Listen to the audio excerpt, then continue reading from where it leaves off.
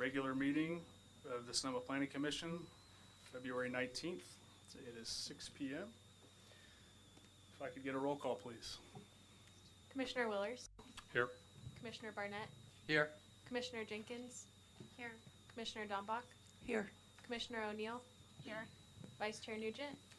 Here. Chair WIRICK. Here. Thank you very much.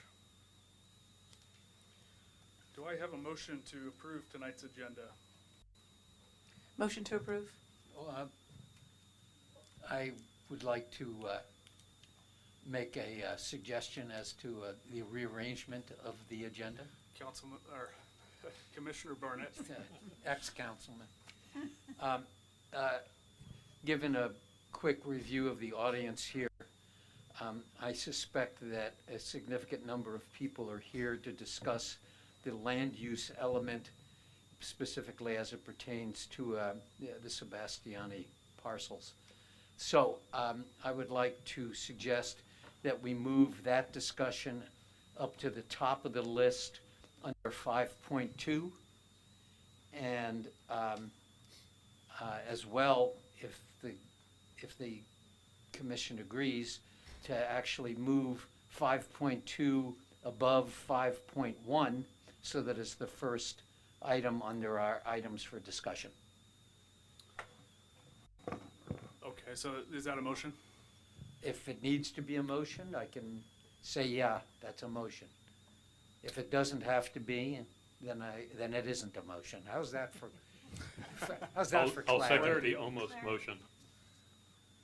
Okay. Can I get a roll call? Commissioner Willers. Yes. Commissioner Barnett. Aye. Commissioner O'Gorman Jenkins. Aye. Commissioner Dambach. Aye. Commissioner O'Neill. Yes. Vice Chair Nugent. Aye. Chair WIRICK. Aye. The motion passes unanimously. Okay, thank you.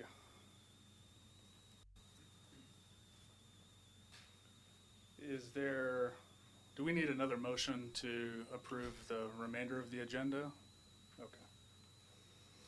Okay, at this time, we will recite the Pledge of Allegiance. Vice Chair Nugent, if you could lead us in the pledge, please.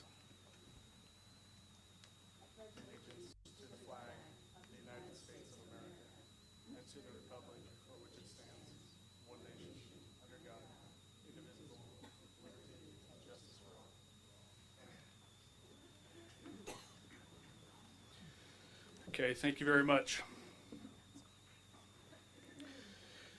At this time, members of the public may comment on any item not appearing on the agenda tonight. It's recommended that members of the public keep their comments to 3 minutes or less. For items appearing on the agenda, the public will be invited to make comments at the time the item comes up for commission consideration. Upon being acknowledged by the chair, please step to the podium, speak into the microphone, and begin by stating and spelling your name. At this point, we will move on to the consent calendar of tonight's agenda. Oh, I'm sorry. Please come forward and state your name. Thank you. And thank you for the adjustment of the agenda. I get a dinner tonight. Good evening. My name is Janet Boyle, B as in boy, O-Y-L-E. I am here to provide comment on the proposed land use change for the Sebastiani parcels. After attending the January... I'm sorry to interrupt you, but that item is agendized for tonight under item 5.2. So I wait till 5.1. Exactly. So at this time, members of the public can come forward and address the commission on items that do not appear on tonight's agenda. Sorry, never been on the Thank you agenda, for the so clarification. I messed up, you messed up, we all messed up. I got a little practicing. Hi, Mr. Abadili, JJ Abadili. state your name. JJ Abadili. A-B, as in boy, O-D-E-E-L-Y. So my comments really about the process and that, we're here, as I understand it, to talk about land use and really to create a definition of what land use means for various zoning. And but this is general, because I think what I would like to say is that the lack of details that are discussed at this point in the process is creating a lot of anxiety because everyone wants to get to the details. I think we will address matters related to the process in item 5.2 tonight. Fair enough. So for items completely separate. I'm sorry to interrupt and break your train of thought, but No worries. we will hear at this point items that are completely separate from any agenda item Fair enough. that appears on tonight's agenda. Thank you. So thank you. So are there any additional members of the public? I'll try not to yell at you or interrupt you. If you have comments tonight or wish to address the commission on anything relating to matters not appearing on tonight's agenda. Okay. Thank you very much. Okay, at this point, we will move on to the consent calendar. Are there any changes or edits to be made to the minutes in item 3.1, in item 3.2, or in item 3.3 that any commissioner wishes to raise? I'll just note that I wasn't present at the 3.3, so I'll abstain from that vote. Noted. Okay. Is there a motion to approve tonight's consent calendar? Move to approve. Second. Roll call, please. Commissioner Willers, Yes. Commissioner Barnett, Aye. Commissioner O'Gorman Jenkins, Aye. Commissioner Dombach, Yes. Commissioner O'Neill, Yes. Vice Chair Nugent, Aye. Chair Wyrick. Aye. The motion passes unanimously. Thank you very much. Moving right along to tonight's public hearing. The first item is item 4.1. Discussion, consideration, and possible action to approve a use permit and design review for the permanent placement of an MRI trailer at 347 Andrews Street. Mr. Chairman, I'll be recusing myself from this item since my close proximity to my residence. Thank you, Commissioner O'Gorman.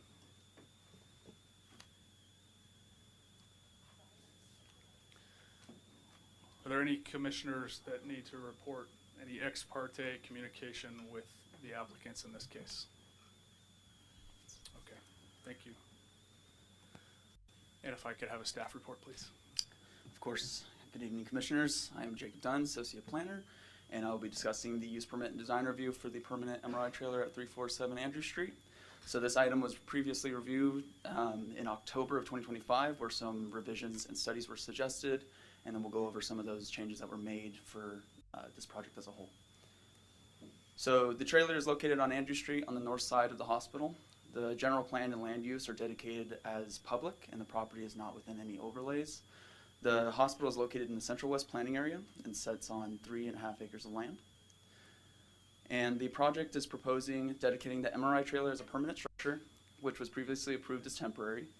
And the applicant intends to modify the trailer to match the color of the hospital with the recommendations that were made at the previous hearing, and add sound dampening devices to the existing fence that you can see in that image there, which should reduce the noise level impacts on the neighboring residences. They'll also be permanently closing the parking lot at this time, since we determined that the additional parking was not necessary. And they will be adding new movable landscaping to help with some visual buffering and some aesthetic improvements to that parking lot. And then they will still use the parking lot, but only for emergencies and maintenance on the MRI trailer. So this site plan shows the northern lot with the trailer dimensions in relation to the parking spaces that are currently there. And then this is the modified site plan after the discussion at the last hearing with the landscaping features in that parking area. And then there's also the location of the sound dampening device on that fence line. And then here's some examples of the landscaping that will be used for that visual buffer, just to kind of give an idea of how they'll kind of hide the trailer. And a noise assessment was also conducted as requested. And the assessment found that the noise levels produced by the MRI trailer, along with it was a chiller and some climate units, that the noise levels from both of those ended up exceeding by about 4 decibels and affected 2 of the residences. And then it found that with the recommended noise curtain that it would reduce the levels to below 50 decibels, which would be about 47 for I think both of the residences. And so in accordance with the use permit findings, we found that the use is consistent with the general plan and supports the Sonoma Valley Hospital to respond to community needs. It also found that the MRI trailer is allowed on public properties and complies with the standards without needing any variances or exceptions. And then we found that the MRI trailer would further support their operations without negatively impacting those surrounding land uses by increasing the aesthetic value of the property by improving that lot. And as part of the design review, further findings found that with the improvements to that parking lot, it's now a little bit more compatible with the residences surrounding it. It kind of cleans up that area that has been unused. And the proposal won't negatively impact the public health, safety, or welfare now that we know sound dampening devices have been added to reduce the sound impact to those residences. And so staff is recommending approval of the use permit and design review for the permanent placement of the MRI trailer and alterations to the parking in accordance with the CEQA section 15303. Oh, sorry, 15303 and 15311. So staff's available for any questions, and the applicant is also available to answer any questions as well. Great, thank you very much. Are there any questions from Commissioner Barnett? Question. I understand that the noise abatement efforts that have been made have brought it down to a threshold that's acceptable. My question is the operation of this and the noise attenuation something that's only going to be present during portions of the day, or is this a 24-hour noise producer? I believe the applicant would be prepared to speak on that.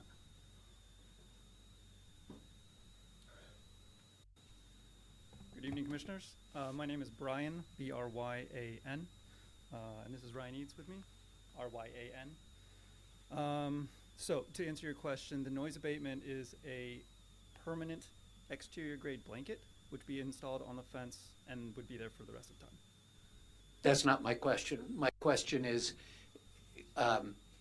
the unit that's producing the noise, the MRI trailer and the equipment inside, is that only producing the noise when it's in operation, or is there a period of the day where it is not in operation and therefore producing no noise?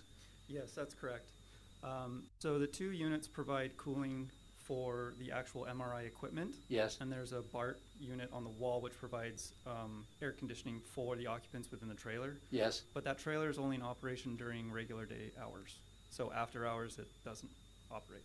Neither the chillers or the air conditioner. Correct. Thank you. Do any other members of the commission have questions for the applicant now that they are at the podium, or for staff? I have a quick question. How long has that trailer been in operation there with the HVAC equipment that it currently has? Approximately 2 years. Okay. Yeah, thank you. That's my only question. Any other questions of the applicant while they stand there? Okay. Thank you very much. Are there any members of the public that wish to comment on this agenda item? Okay. Bring it back to the commission for discussion. Sure, if you'd like to come up to the podium and address the commission, but happy to hear what you have to say. Hi, my name's Kim Belchins. I'm just wondering how many MRIs approximately a day? So how long would this sound be stopping, starting throughout the hours that it would be working? Okay, thank you for the question. If the applicant is willing, they're welcome to come forward and address that question. Did you hear the question? Okay. I heard the question is how many MRIs per day? It's 10 to 11. Okay, great. Thank you. Okay, are there any other members of the public wishing to comment on this agenda item? Great. I'll close public comment and bring it back to the commission for commission comments and analysis. Yes, Commissioner Dambach. I just want to comment that I appreciate the applicant working with the staff with regard to the improvements that we requested, and based on what has been achieved, I'm comfortable approving this. Great. Any other commissioner comments? Commissioner Barnett. Well, perhaps it's a function of getting older, but I'm sorry to see our world becoming so noisy. And I hope that at some point in the future, in some future generations expansion of this hospital, if it continues to succeed, which I sincerely hope it does, that functions like this are entirely enclosed within the building, and the need for noise attenuation or the other things necessary to prevent the, I'll use the word, degradation of ordinary everyday life because of the increase in sound, ambient sound, mechanical ambient sound, can be ameliorated and changed in the future. I just, I'm finding the world to be an increasingly noisy place, and I don't find it pleasant. But that said, I appreciate the efforts that's being made on this, and I certainly will approve the application. Thank you. Any other commission comments? I'd like to make a motion to approve. Second. Okay. All right. Roll call, please. Commissioner Willers, Yes. Commissioner Barnett, Aye. Commissioner Dambach, Yes. Commissioner O'Neill, Yes. Vice Chair Nugent, Aye. Chair WIRICK. Aye. The motion passes 6-0-0-1. Excellent. Moving on to item 4.2. I'll give Commissioner O'Gorman just a second to walk back here.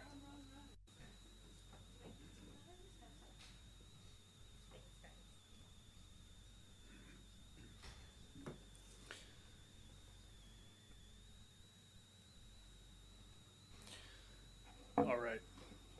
We'll continue now with item 4.2 of tonight's public hearing discussion, consideration and possible action to approve a sign permit for two new illuminated signs on a residential property at 383 First Street West. Is there a staff report? Absolutely. So this is for a sign permit for two new illuminated wall signs for a non-conforming wine tasting facility that has been grandfathered and approved with the zoning clearance. The property is located in the downtown district and is zoned medium residential medium density. The use of the site was determined as grandfathered and was approved for the zoning clearance back in April of 2025. The property is 5,473 square feet and surrounded by commercial and residentially zoned properties. The project proposes one illuminated wall sign to advertise the business name, which includes a halo lit backing above that front window, and it also proposes one externally illuminated logo sign next to the front entryway. The Platte Vineyard sign will be a total of 6.25 square feet, and the logo sign will be 4 square feet. The business name and logo are proposed in satin black with the aluminum faces colored perfect khaki and slumber sloth to match the color of the current structure. And then this gives you an idea of the street view looking down the down this roadway. So there was a comment from the public in concern to how the entry to this street looks in regard to the residences and the use of these residential sites as commercial businesses. So I put this site photo here to show there's 3 wineries here. One is the Hawk Winery on the left that you see was the previous wine tasting facility, which is now going to be Platte Vineyard. And then there's Walt on the right, and there's, I believe it's Atrium on the left. You can't really see the signage there, but this is to kind of give you an idea of that. So the property has 53.25 feet of frontage on First Street West, so an aggregate of 27.3 square feet is allowed for signage. An additional 13 square feet is allowed due to the distance between the center of the road line and the front of the building. The total area of the proposed signage is 10.25 square feet, and the proposed illuminated wall sign is not going to exceed the 27 square feet maximum. So in accordance with the sign permit findings, we found that the proposed use is consistent with the general plan by providing ground floor retail use on a small lot without imposing stylistic restrictions. The proposed signage is consistent with the intent of the code, and it doesn't negatively impact the surrounding character and matches the look of the current structure without causing a large visual impairment. The signage is consistent with the signage in the surrounding area. It has small lettering and colors that are also matching the structure as it is. And the signage is limited to a small portion of the structure and isn't going to impact historic character. And it intends to preserve the quality of the property as a whole. So staff recommends Planning Commission approval of the sign permit to install the 2 new wall signs, two new illuminated wall signs at 383 First Street West. And staff is available for any questions. I'm not sure if the applicant is here, so if they are, you may ask them as well. Great. Thank you for your presentation, Associate Planner Dunn. Are there any members of the commission that wish to ask staff questions of staff? I saw Commissioner Dombach. You know, I always have a question. My question pertains to when the applicant plans to illuminate or not illuminate. So I know that there's permitting allowing till 11 p.m. Most wine tasting rooms don't go that late. So do we have any idea of whether the illuminated signs will be turned off in the evening versus left on? That I don't know for sure, but it is up to your discretion to set a standard for when the illuminated sign should be turned off or if it should be dimmed at any point as part of the lighting standard in the ordinance, which is part of the conditions of approval. So we can also add additional conditions for a timing. Okay, thank you. Can I just ask if the applicant's present tonight or an agent of the applicant is present? Would you like to come up and address the commission, or you don't have to? I can. Chris Schreiner with Platt Vineyards. Our sign vendor that put everything together was going to be here. They took care of more of this. I can't really answer the question directly, but I can say we're willing to follow whatever rules you deem appropriate for the neighborhood. Our hours are till 6 p.m. presently. Okay, thank you. Great, thank you very much. Are there any other questions from the commission of staff or of the applicant? Yes. Vice Chair Nugent. Jacob, could you go back to the previous slide? It really flashed by me quickly. The next one. Mm-hmm. Go forward. Forward one. So we talked about the size of the sign. I just wanted to reread this. So the illumination it's in compliance, and we really need to determine. What I'm hearing is that they're in business till 6 p.m. Is there a reason why we would it be necessary to extend it beyond business hours? And are there other illuminated signs in and around this area for other retail businesses or wine tasting rooms? So in regard to the wine tasting rooms that are directly surrounding it, they do not have illumination on those signs. I believe, I keep forgetting the name of it, but I believe it's Atrium. The one next door, it has a uplighting on Artur, that's what it's called. There's an uplight on a tree, and that's what they have there. I don't know that they turn it on, but that's the only lighting I was able to see when I went by. Other than that, there has been approval of lighting lit signs in the plaza. So that's the only other thing I'd have as a comparison. Thank you. Any other questions of staff or the applicant? Okay. At this time, I would ask commissioners to disclose any ex parte communications they've had with interested parties to this agenda item. Okay. I have spoken with one of the neighbors, Jim Bohar. Okay, thank you. I have spoken with a neighbor. Thank you. Anybody else? All right.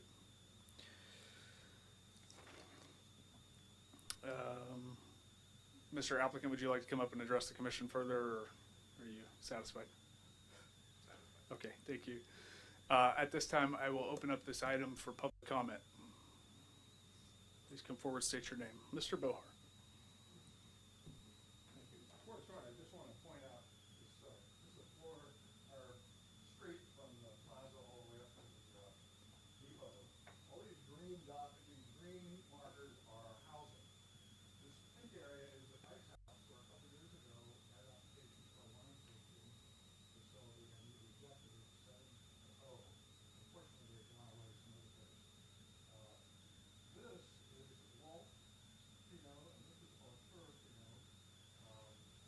Jim, I hate to interrupt. Would you mind just speaking into the microphone? I'm sorry. That way it's Oh, no, I spoken understand. into the record. I understand. Thank you very much. Got it.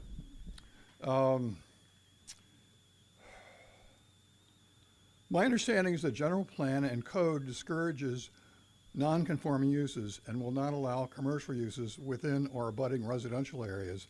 That changes the historic nature or character of the residential neighborhood, context, or other impacts of that nature. This is not a sign on a residential property as it indicates in the first paragraph. It, in fact, is on a structure which is a non-conforming use, a wine tasting facility. And the reason it's not legal non-conforming is that there are certain limitations on that use in terms of time and intensity.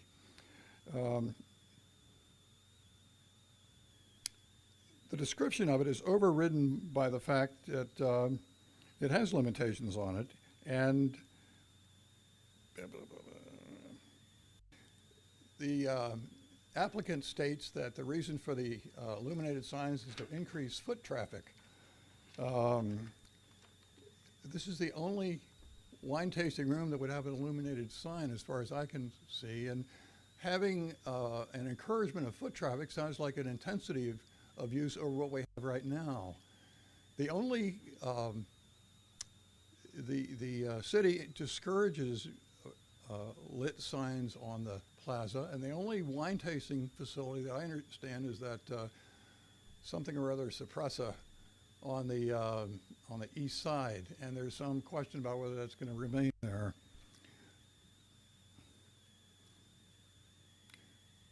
Neither of the two tasting rooms have illumination. That was talked about. Under the community development element, it says it's to coordinate development on small lots. There's no development here to coordinate. It's finished. It's been done years ago. Preserving the heritage of the community, it violates the heritage of the community as far as the neighbors are concerned. Accessory structures allows on-premise signage. This is not an accessory structure. It is the main structure on the site, the subject of the site.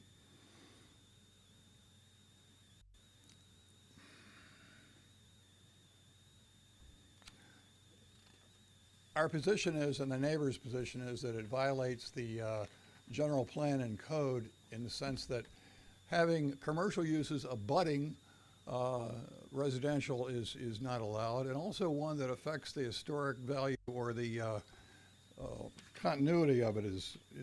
May I have about 20 seconds left? Yes, another 20 seconds, Jim. I respectfully request that the commission reject this application, direct the applicant to return the front yard to residential garden, install no signs on the actual building except modest in-ground signs and no illumination. Thank you. Thank you very much, Jim. Are there any other members of the public who wish to address the commission on this agenda item? Okay, I'll close public comment. I'll bring it back to the commission for discussion. Any commissioners wish to opine on this agenda item? Commissioner O'Neill. I have a question. I'm not sure if it's for staff or the applicant, but Jacob, I'll start with you. So currently, or previously, Hawk had that monument sign out front, and what is the plan for that monument sign going forward? That sign's no longer there. So there's nothing in replacement and the monument sign has gone away? That is correct. Okay, thank you. Commissioner O'Gorman. Thank you. I will direct this to staff. Hopefully you can answer. So in terms of I think the question was already asked about the lighting. In terms of the plaza itself, do we have any code or any ordinance pertaining to the lighting of buildings on the plaza? Even the lights in the park? What time do those go off? I wouldn't be able to speak on the lighting in the park, but in terms of the plaza, I'm not aware of any specific regulations for that. We've talked about that as a potential new regulation with the upcoming sign ordinance. So that's something to consider in how we address new lighting that's around the plaza. Anyone else have questions for staff? I have a question. Have we, to your knowledge, have we placed any restrictions on any other lit signage around the plaza? Okay. Yes, Yeah. on Bank of America, it's the most recent one. I recall that one. Is there any other, I mean, is it, Yes, we've done another wine tasting room that I'm trying to remember.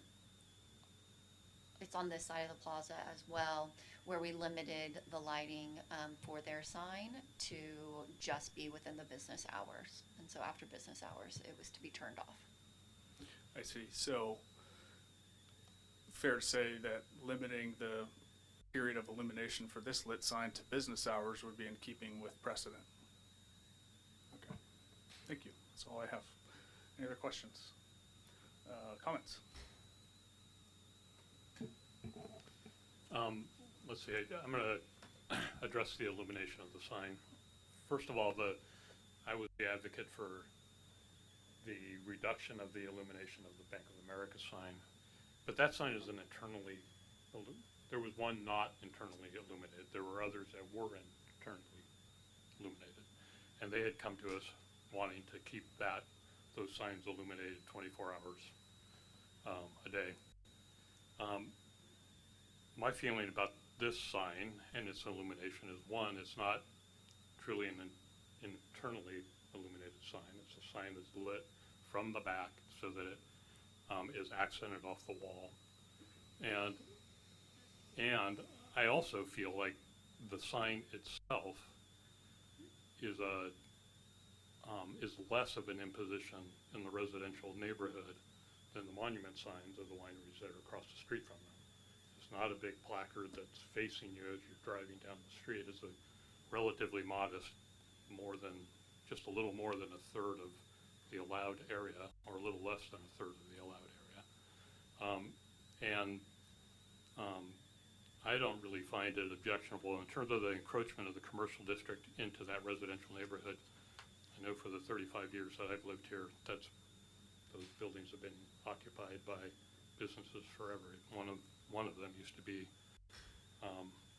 the adjacent Greyhound bus station. So, you know, I don't have any problem making a motion to approve this. I think it's a really modest improvement on the property. I think that the hours of illumination should be restricted to the hours of business, so that when they're gone, the neighborhood doesn't have to deal with the illumination. Thank you. Any other comments? Mr. Dalbach. Thank you. First, I appreciate the comments from the public and their concerns. With regard to the businesses, my understanding is that business not only has been there for, business establishments have not only been there for a while, but it's actually in the retail overlay, I believe. And so technically it is kind of in the business area. But secondly, with regard to the illumination, you know, that was my concern. And I went back and looked at our existing ordinance. And basically it does say that, you know, it would be inappropriate unless a business is operating in the evening hours, and that we should consider it carefully. And I feel that we have considered it carefully. I would agree with Commissioner Willer's assessment. I think it's a modest backlit sign similar to Moon Mountain, which is on the east side, and Capo Isetta on the east side, and Moon Mountain on the west side. And I would approve this with the condition of approval that we limit it to business hours. Any other comments? Commissioner Barnett. Well, my concern about this application has little to do with the design and plans for the sign itself. I certainly would support its use of the illumination only during business hours. I guess that my concern, and it's not something we can hold against this applicant, is this going to begin the process of the other wine tasting operations wanting illuminated signs too? And are we then going to face, you know, additional applications for illuminated signs on this street? And I can't answer that question, but business being what it is, I think the likelihood of that happening is probably pretty good. So I throw that in there only as a consideration. The only other thing I will add is that legal nonconforming uses are subject to all kinds of limitations. For example, the footprint of the building cannot be enlarged. And there may be other conditions that apply to legal nonconforming uses. I don't know if the other commercial uses of residentially zoned properties is true of all the other commercial uses on that section of the block. I suspect it probably is that they are grandfathered in and as legal nonconforming uses. So I think imposing a condition such as the illumination be turned off when the property is not in operation as the business is appropriate and in accordance with the typical kinds of limitations that are placed on legal nonconforming uses. Thank you. Thank you very much. Are there any other comments? Commissioner O'Neill. I do think that the elimination of the monument sign is an improvement to the street view, and I do think it's, I'd like to go on record saying that I would really be objecting to a illuminated sign that was a monument, because I think it's too distracting for people driving up and down the street. The fact that it's placed back against the structure, even if this is the main structure, I think it's way more subtle, and I like that. I think it's just a little bit more elegant for the approach to that neighborhood. I also think that visibility of the business is an important thing, and using the illuminated sign against the building as opposed to a monument is just keeping that streetscape nicer. So I like that. Any other comments? All right. I'll make a motion to approve a sign permit for 2 new illuminated wall signs on a residential property at 383 First Street West, with the condition of approval that the sign be only illuminated during business hours. Is there a second? Second. Roll call, please. Commissioner Willers, Yes. Commissioner Barnett, Aye. Commissioner Ogerman Jenkins, Aye. Commissioner Dambach, Yes. Commissioner O'Neill, Yes. Vice Chair Nugent, Aye. Chair Wyrick. Aye. The motion passes unanimously. Thank you. Congratulations to the applicant. Thank you very much for your time, Mr. Bohar, and your thoughtful comments. Appreciate it.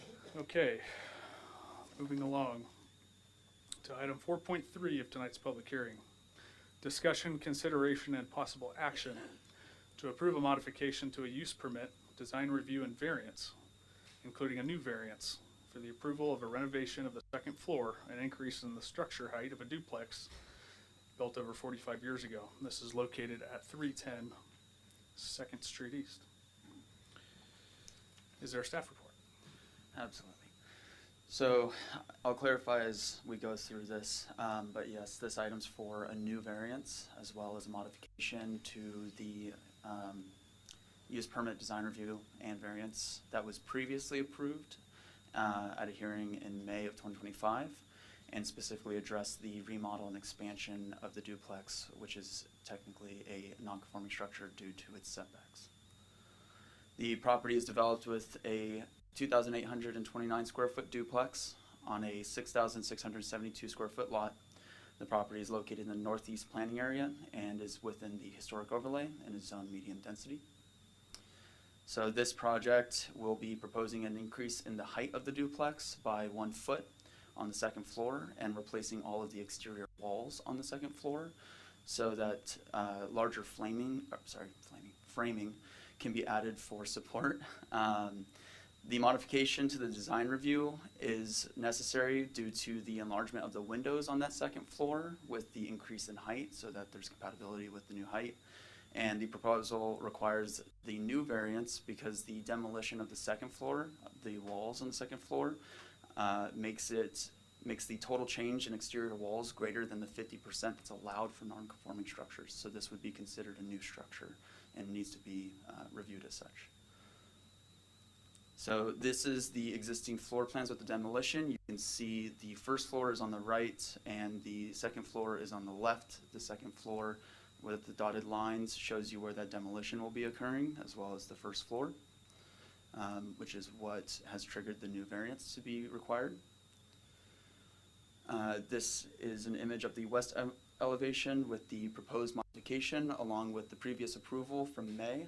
So you can see the height difference along with the change in window height and those entryway heights.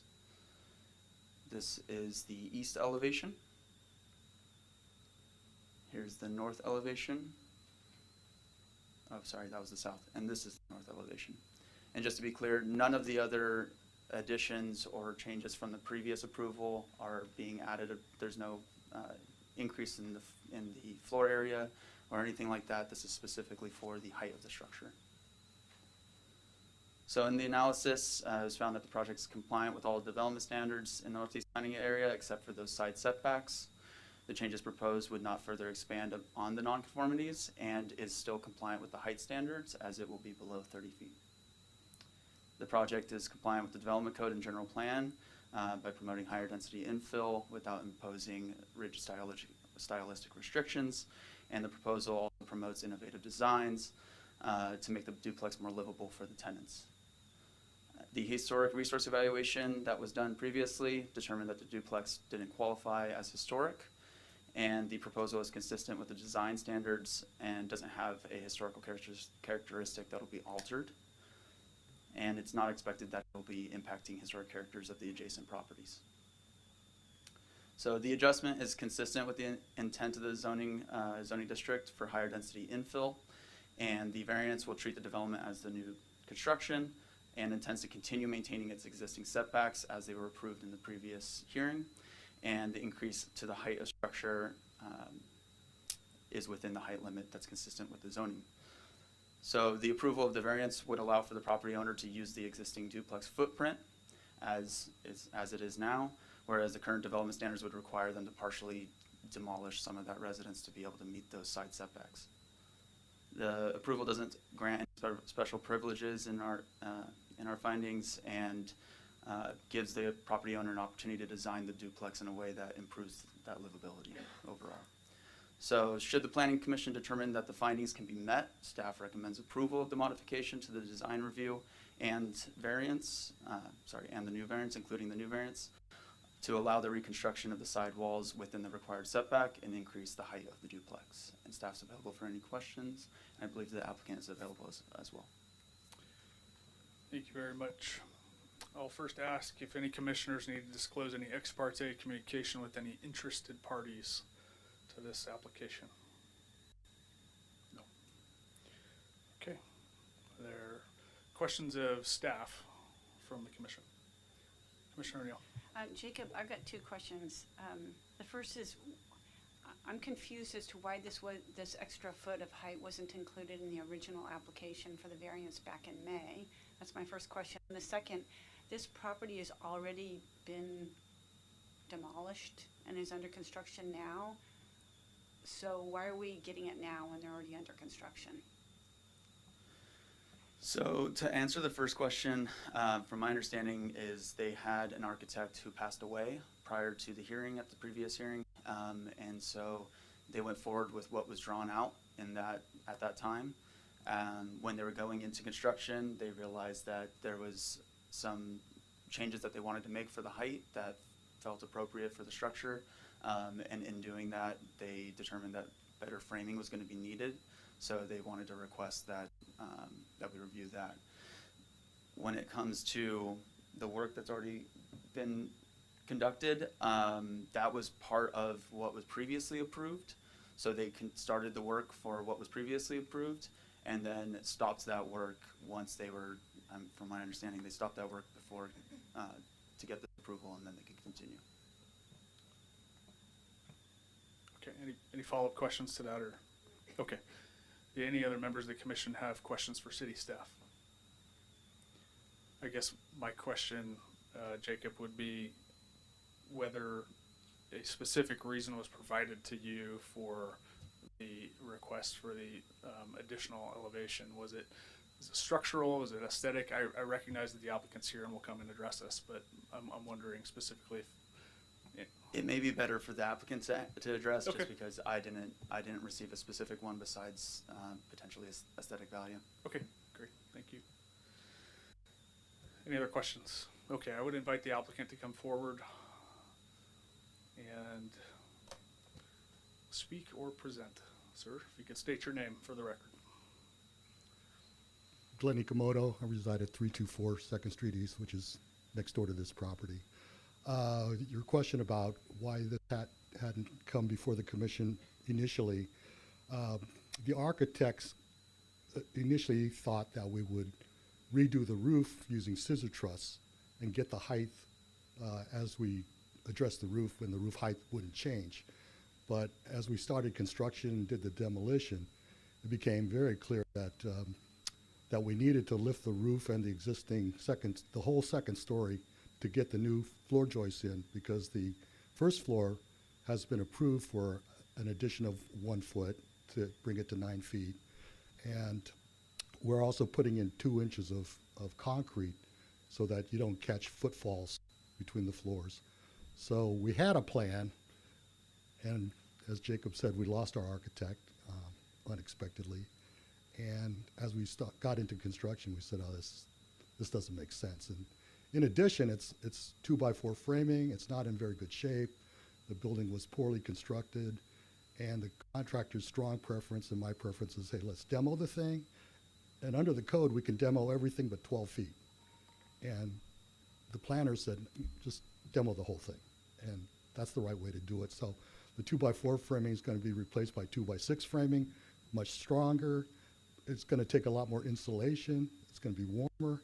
And a 9-foot ceiling in these days is considered more livable. It's just going to be a nicer space. But it's the same square footage. It's just got more volume.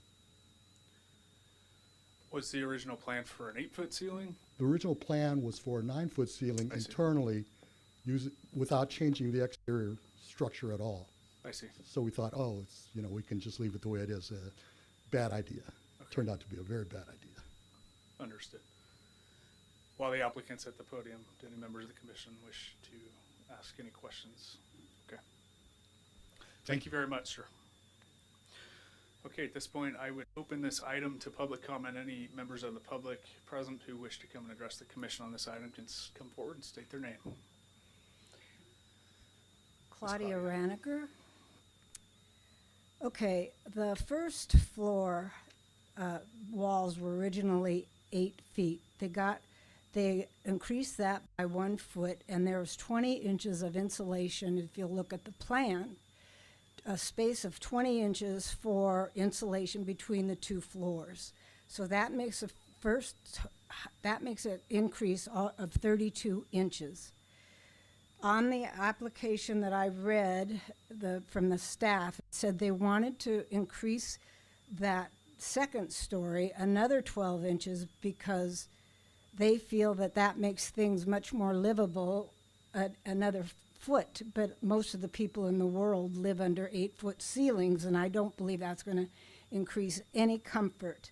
So also in that report, it says they also wanted to put another 2 inches for soundproofing. All of this together with the 32 inches that are approved will bring that total height increase to 46 inches.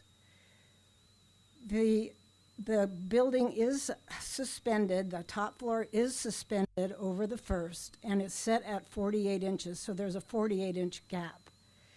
The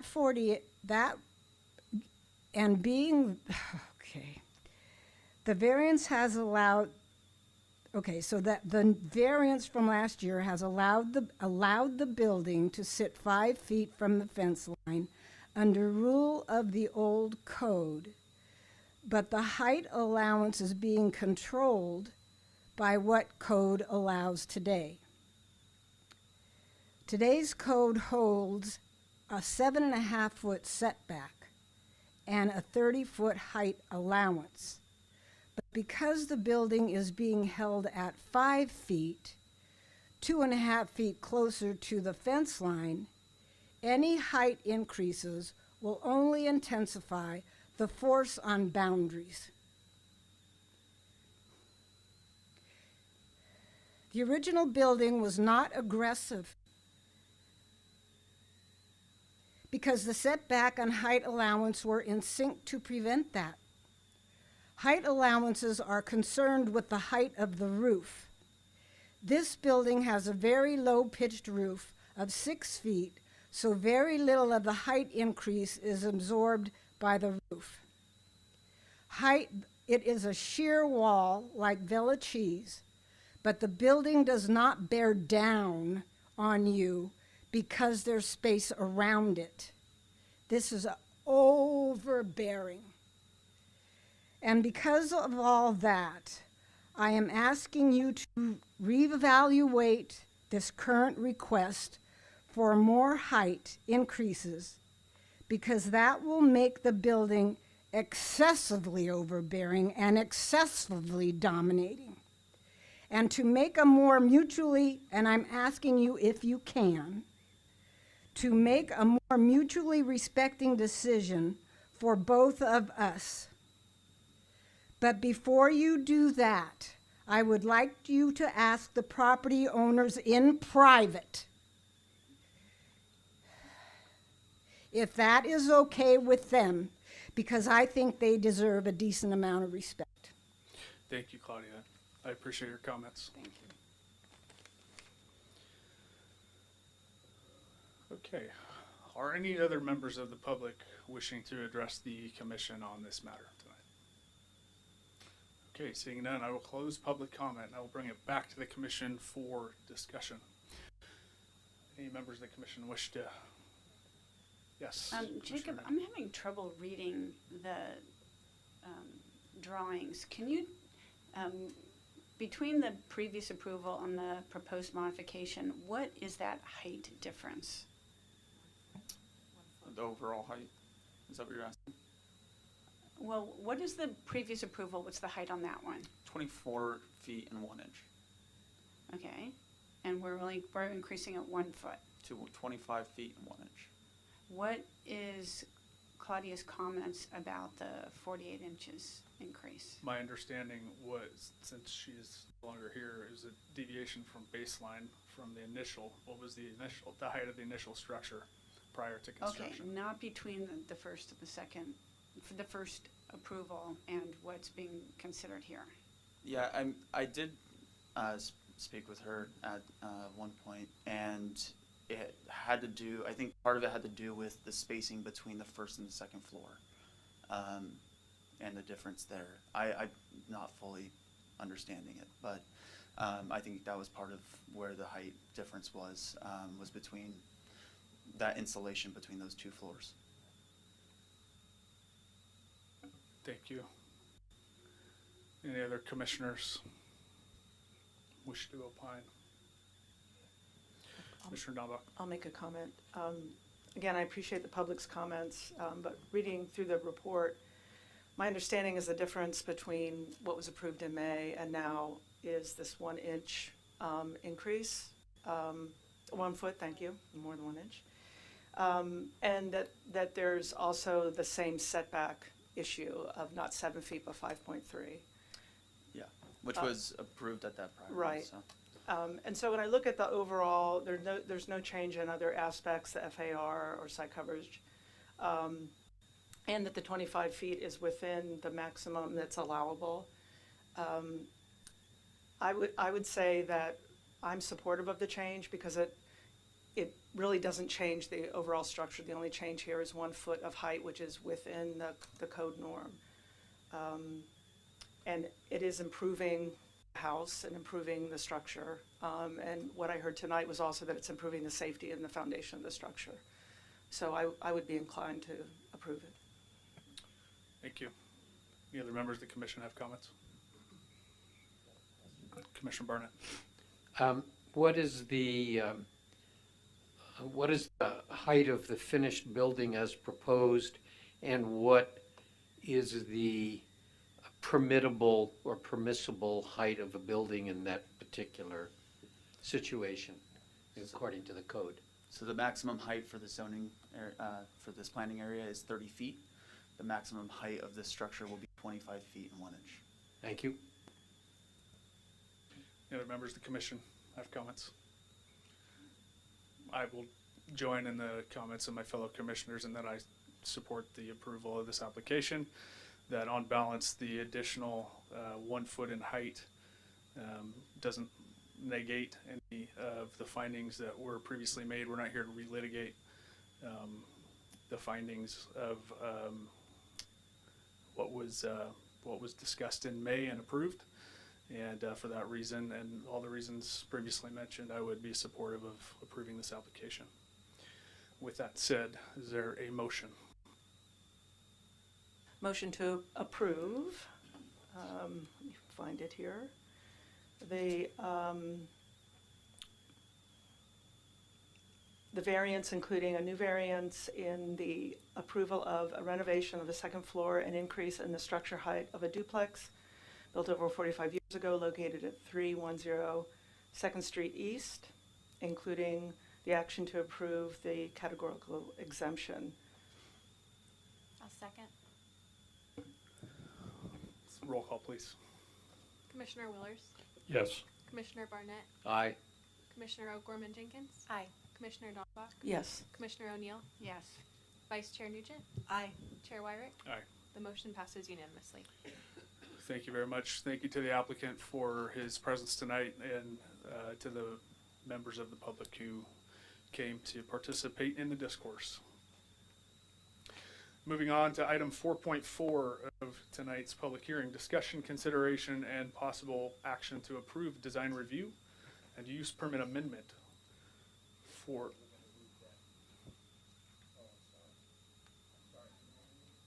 May I? Discussion, item 4.4, discussion, consideration, and possible action to approve design review and use permit amendment for exterior modifications to the front facade and operational conditions located at 9 East Napa Street. If there's a staff report, please. Sure thing. Diane Levine, Associate Planner. Good evening, Commissioners, Chair Wyrick, and Vice Chair Nugent. Nice to see you. So the item before you, in summary, as Chair Wyrick described, is for design review for exterior modifications to the front facade located at 9 East Napa Street at OSO.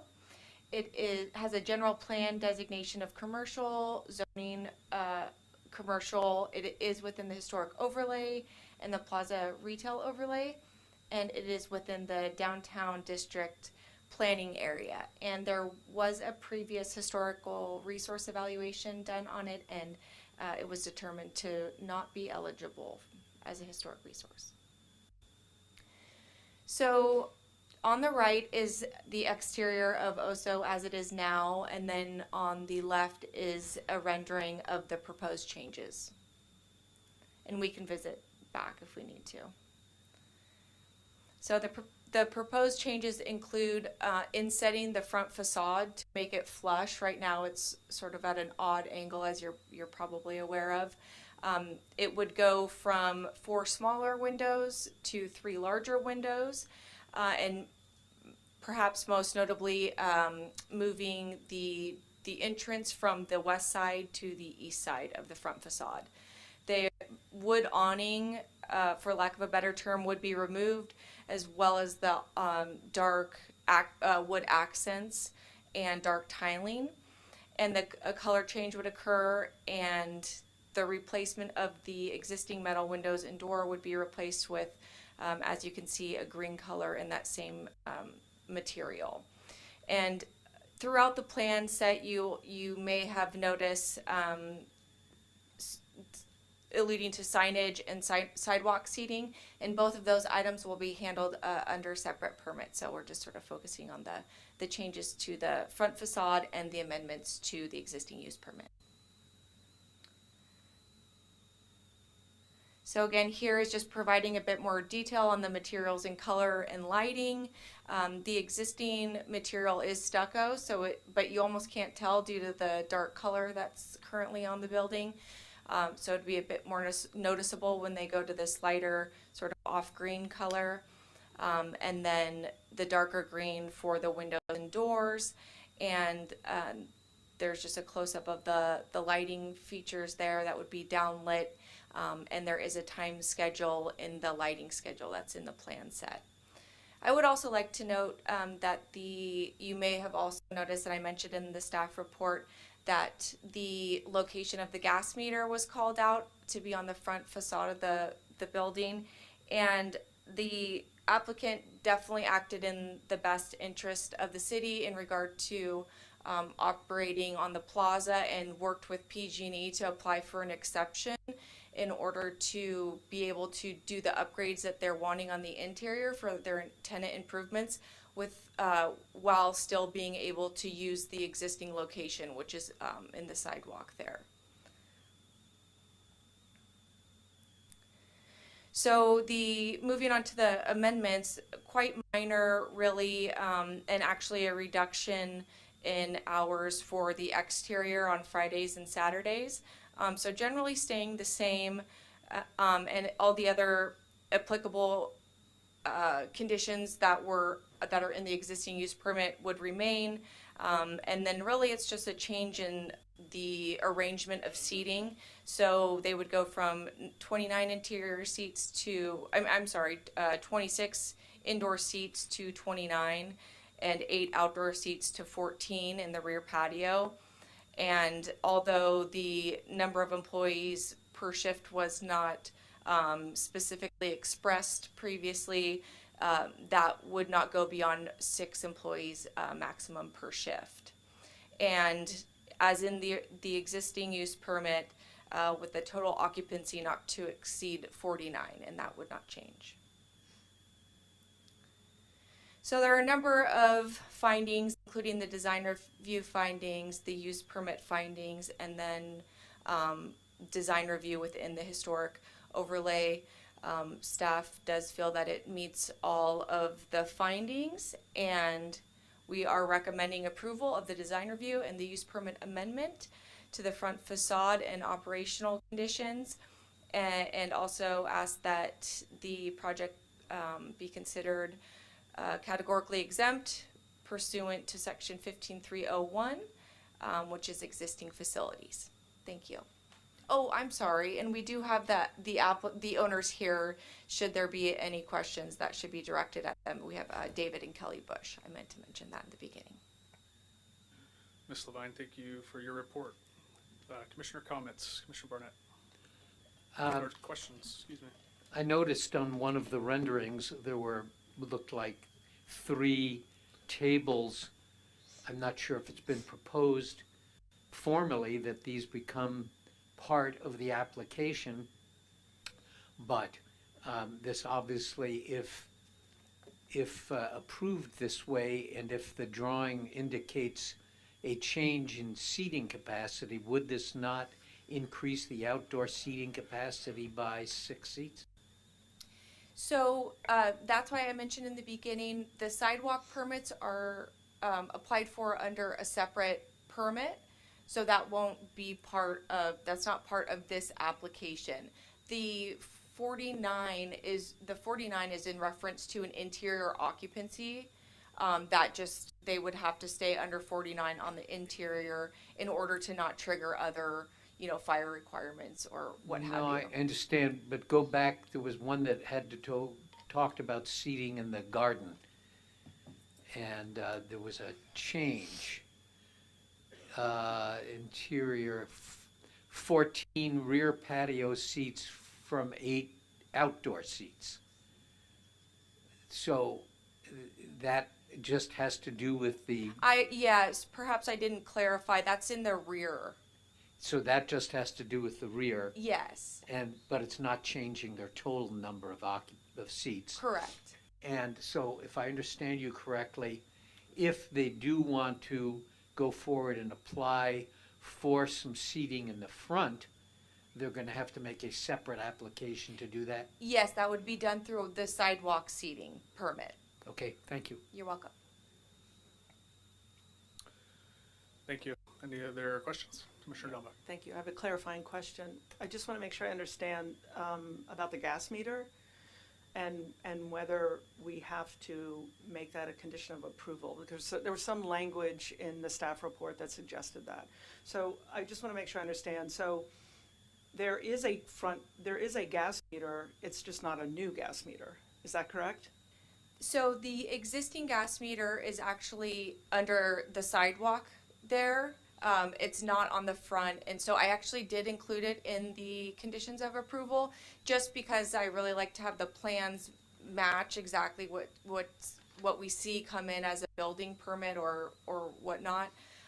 And so I didn't have them revise the plan set. So that's why I called it out, but it would remain as such. They had originally, PG&E now wants, when certain upgrades are triggered, they want the gas meters on the front of the building. And so we had an internal discussion because we hadn't heard this come up before, and there was concern over the impact that would have aesthetically on the plaza. And so we spoke internally, and then we spoke with the applicant, and they were willing to apply for an exception with PG&E to maintain the location where it is now, which is not visible. Okay, so just two follow-up questions. Just a process question. So since you already have it in the conditions, if we were to recommend a motion, we wouldn't have to include it? Correct. Okay. The second question I have is around safety and what happened to corner 103 with the underground gas line. And do we have any insight into whether, even though PG&E approved that they really refortified that? That's not a gas fault. That's not gas. It was power. It was I an apologize. electric. I thought it was gas. No, Okay. it's electricity. Okay, So but again, the underground. So I'll answer that part of it. So after that occurred, PG&E did come out, reassess all of the vaults, looked for that specific type of electric fault, and identified those that may be within our sidewalks that are of that age and type, and I've already looked into updating all of those, and so it's already in process for all of that. The reason why they want them up is really just to read meters and accessibility purposes more than anything. It's not because of safety. Okay, thank you so much. Great. Any other commissioner questions? Commissioner Barnett. Are we being asked to consider the color scheme for this in this application? That is within your purview, yes. And so were there any, I would have liked to have seen this color scheme in context with the other adjacent properties. Yeah, that's understandable. You can see a glimpse of it here, and I can also, so we have Soul Desire on the left, which is the lighter cream, and then Oso in the center, and then Parkside to the right. So it would be a tone, perhaps it could be referred to as in between the two. But I can also, we can pull up Google Maps right now too, if that's something that you want to. Well, normally, even just a color change on the plaza would trigger a robust discussion, not to mention a change in the actual structure of the facade, which is what this includes. I'm not in love with their wooden canopy, or whatever you want to call it today, and they haven't indicated what kind of signage. Oso does have one of those, we were discussing them earlier, backlit type illuminated signs, but there's no indication on this as to what kind of signage they want to do.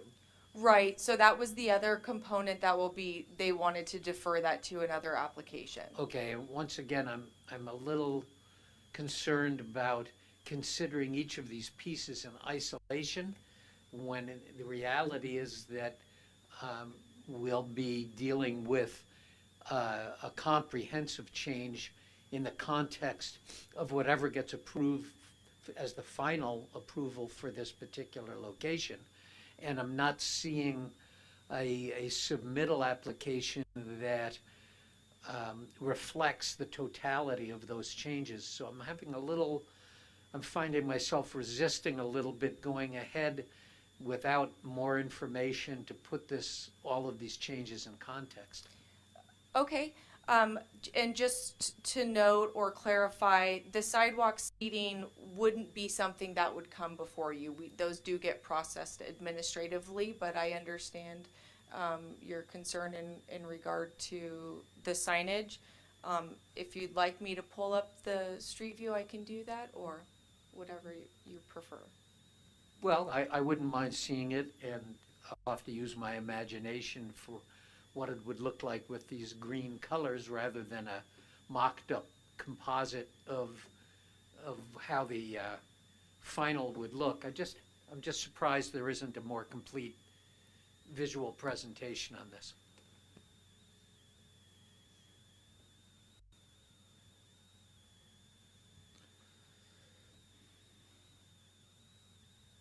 Do you want to ask if there's any more questions, and then we can Sure. pull it up while we're... It seems that there is. Vice Chair Nugent. Just a clarifying question.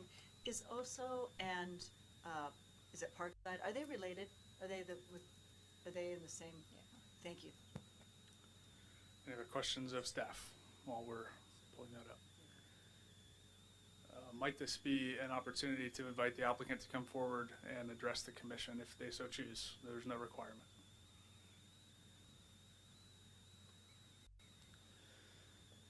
Great, and if you just say your name for the record, I appreciate it.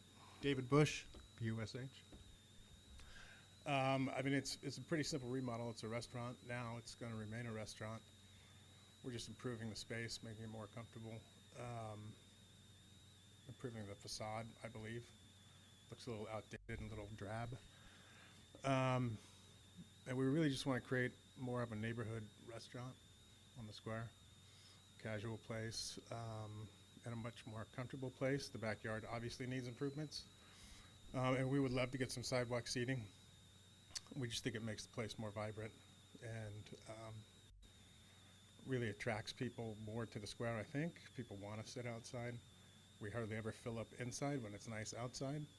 And having tables out front, like when we had the parklets, really gave us a lot more life, especially on that side of the square, where it's pretty slow sometimes, especially as far as foot traffic goes. So, you know, that's the goal for the project. We're just a small family business, doing our best. Thank you, I appreciate it.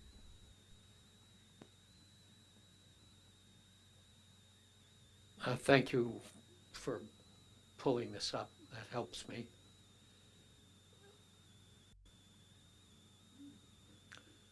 As I say, I wish there'd been a mock-up of the colors in, you know, wouldn't be hard to do in Photoshop. And so I would have hoped and expected, and I guess my position is that any changes to the plaza, to me, demand an extra level of scrutiny and consideration. It's just the way I'm built. And I'm not opposed to change. I happen to enjoy Oso as a restaurant. I've eaten there many, many times. And, but I think that going forward, at least, when we have changes to a facade of any plaza business, I would like to see those changes rendered in the context of where they are, their neighbors, and I know it'll be extra work for applicants. I'm sorry about that, but you know, having worked with Photoshop myself for 35 years, it's not that hard to do. So I'll see where the rest of the commission is on this. Thank you very much. Any other commissioner comments? Questions, excuse me, questions.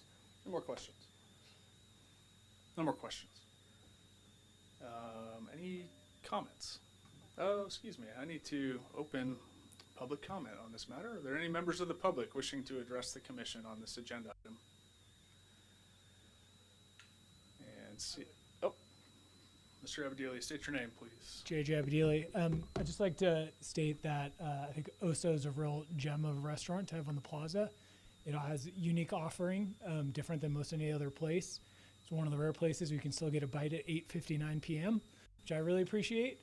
And I think we all know how hard it is to run a restaurant. I hope the commission can help make it a little easier for a business owner to run the business the way he wants. And from the looks of it, I'm not much of a color guy, but I think I can picture like a dark green, and I think it'll look good in the context. So I appreciate that. Thank you.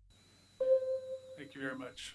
Any other members of the public wishing to come address the commission?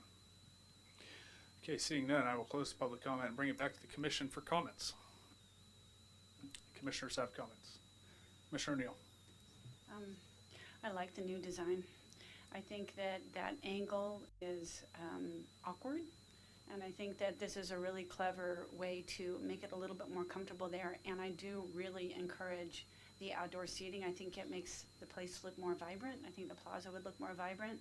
I think that the dated reclaimed wood worked 12 years ago, about when you guys put it in, and a refresh is a great way to have people remember, oh, Oso, yeah, I haven't been there in a while. So I actually am fully in support of this. I think it's a really nice design, and I look forward to enjoying it. Great, thank you. Commissioner Dambach. Yes, I also really like the design, and I really appreciate Oso as a business in Sonoma and as a community member. One thing I hope is that somewhere you'll keep the pig bear. Thank you. Any other comments? Commissioner Willers. Jacob, can you pull up the color chart that the colors were actually applied for that you have up in the corner of the one slide? So I think this is, to me, this is a failing of SketchUp, and the thing we should be paying attention to are these colors. Because I think the stucco color, the paint color of the stucco is actually very close, a little bit more vibrant than the next door neighbor to the west. And is it correct that the tile is the internal area? Yes, but that's how it was labeled on the plan set. So is it the entire alcove? Here we have Sarah, who was the applicant Yeah. on behalf of the owners, if you don't mind. I'm Sarah Fishner, I'm the architect. So the tile would be right behind where the seating is, and the rest would be painted. To match the tile color? Yes, and I agree the SketchUp colors are kind of difficult. It's a notoriously tricky program with the colors. The top right is the best representation of the actual colors. So it's darker, the stucco color and the tile as well are darker than the rendering is showing. Thank you. Yeah, I think that the image that you see of the opening is much different than what the final appearance is going to be, and so I have no trouble with the color selection as a design. Any other comments? Mr. Barnett. Okay, so I want to understand. The picture we're looking at now with the little tables in the front and those two versions of greens, these are not the accurate colors. Is that what you're telling me? So the colors on the right are the accurate colors, which are far less well, they're more compatible with the neighboring properties, but I'm using my imagination at this point in order to fill it in, which is why I'm concerned that in future applications like this on the plaza, we get more detail before it comes to this commission. Because I don't, I was a graphic designer professionally for 20 years before I changed careers. And the one lesson I learned in that craft was don't leave much up to the client's imagination, because everybody imagines things somewhat differently. The better that you can show in a rendering precisely what it is you're intending, the better off you are. Otherwise, you run into the individual taste of a client that has to do with a color that may not be what's intended. So, going forward, I would recommend to staff that, you know, we not have a variation as significant as this in terms of representation of how something's going to look when it actually is going to look quite different. So, that being said, I think now that I understand the actual colors that are going to be used, I have far less concern. And in terms of the design and the layout and the removal of the existing structures, those are all fine with me, and I agree with the sentiments of the audience. I think that also is a wonderful restaurant to have in town, and I want to see them continue to succeed. Great, thank you. Any other comments? Okay, I will just join in saying that I'm supportive of the changes that are proposed in this application. I will actually join Commissioner Barnett in his comments that I believe that the plaza facade is deserving of maybe a little higher scrutiny than other not as prominently displayed areas of our city, but what's proposed here isn't anything that can't be remedied by a different paint color in the future. So with that, I would be supportive of approving this application. And with that, are there any motions on the floor? A motion to approve. Second. Roll call, please. Commissioner Willers, Yes. Commissioner Barnett, Aye. Commissioner O'Gorman Jenkins. Aye. Commissioner Dombach, Yes. Commissioner O'Neill, Yes. Vice Chair Nugent, Aye. Chair WIRICK. Aye. The motion passes unanimously. Thank you very much. At this time, I would call for a 5-minute recess. I want to be respectful of the time that the members of the audience have spent thus far tonight, and would call for a strict 5-minute recess at this time. Thank you.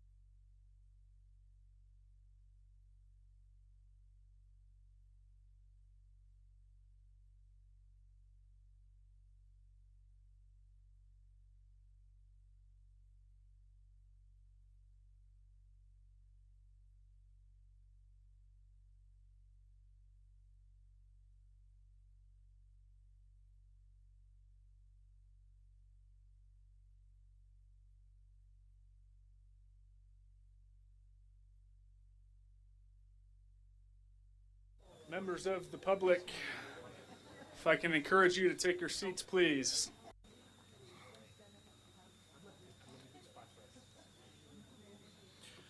Director Gates, are you close to being prepared? Okay.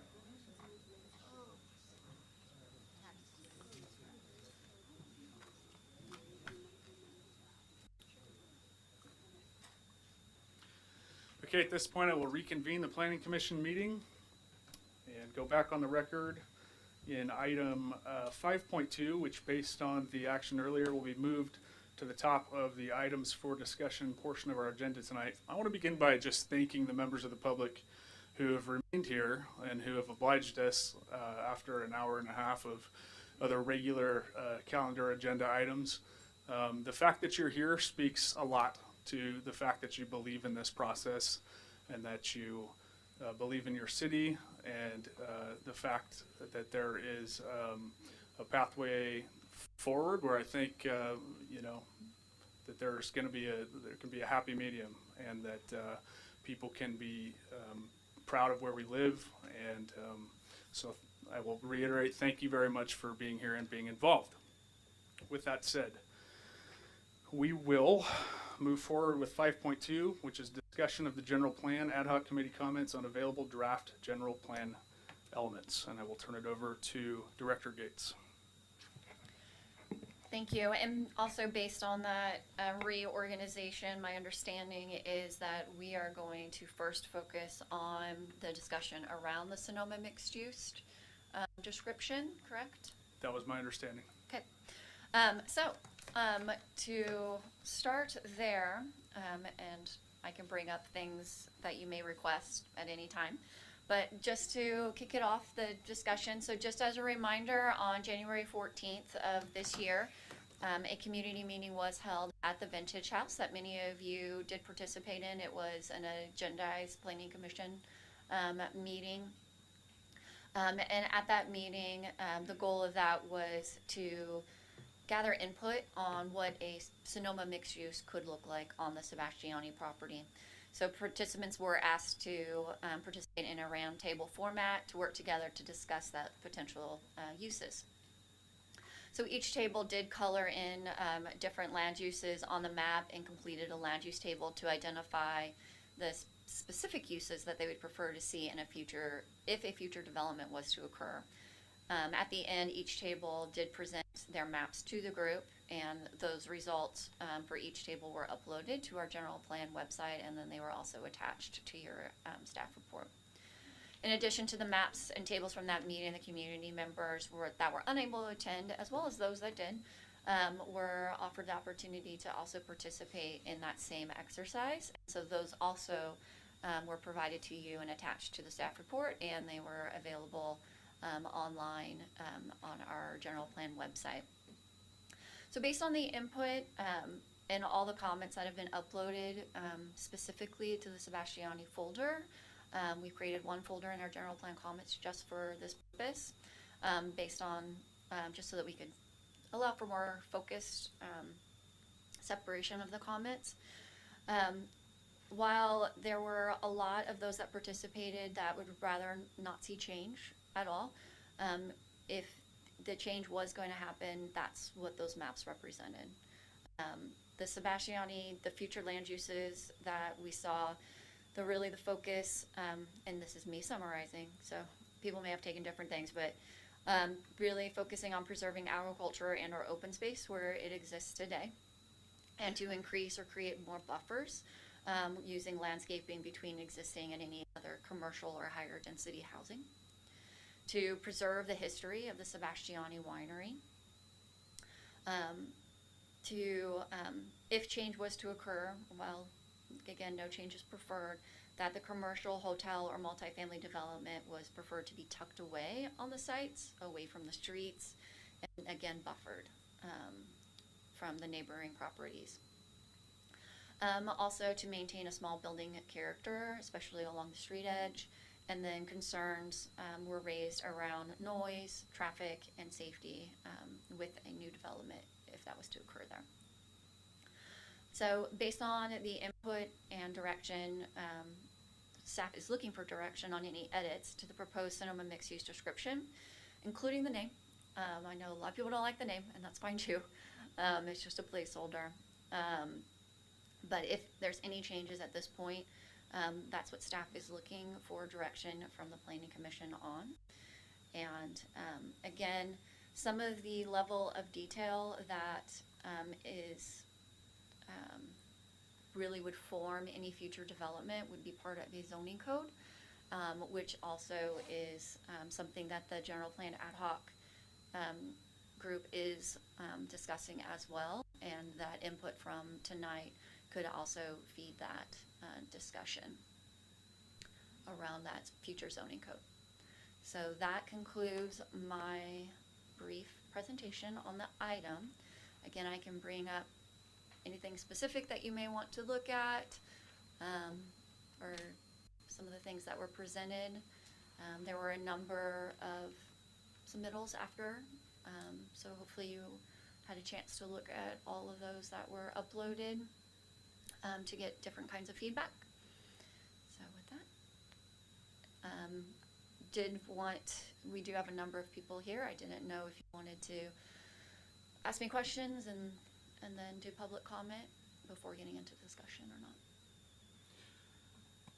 Yes.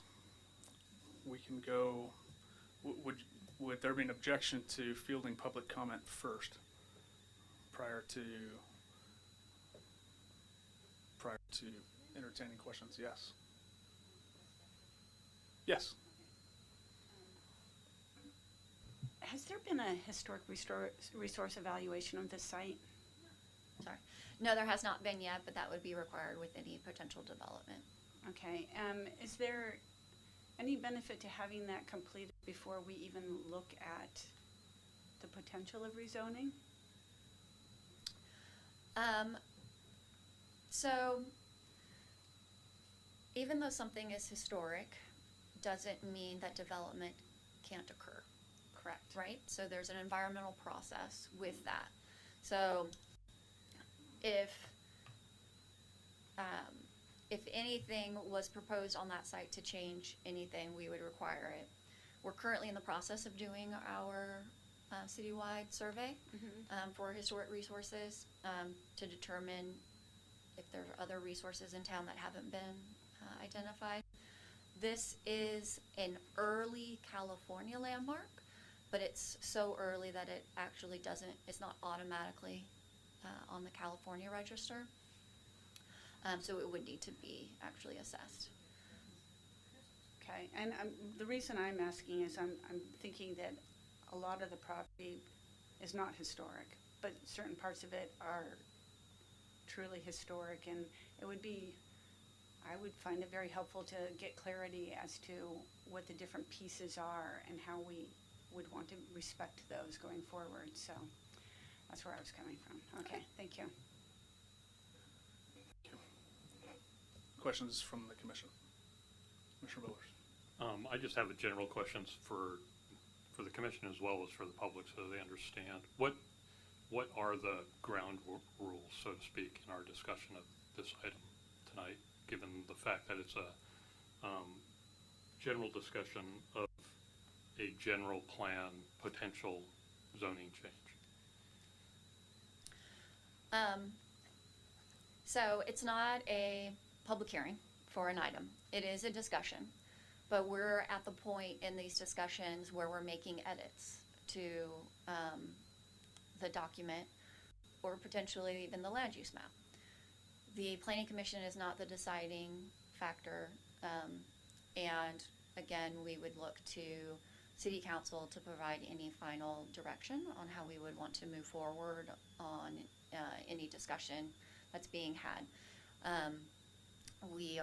Staff has just scheduled a item for the City Council on March the 4th to provide a general plan update with a couple of these changes that are presented, not just this, but also the two requested land use changes that would affect the map would be presented as well to City Council on March 4th for final direction, so that the EIR studies can be finalized along with that draft general plan.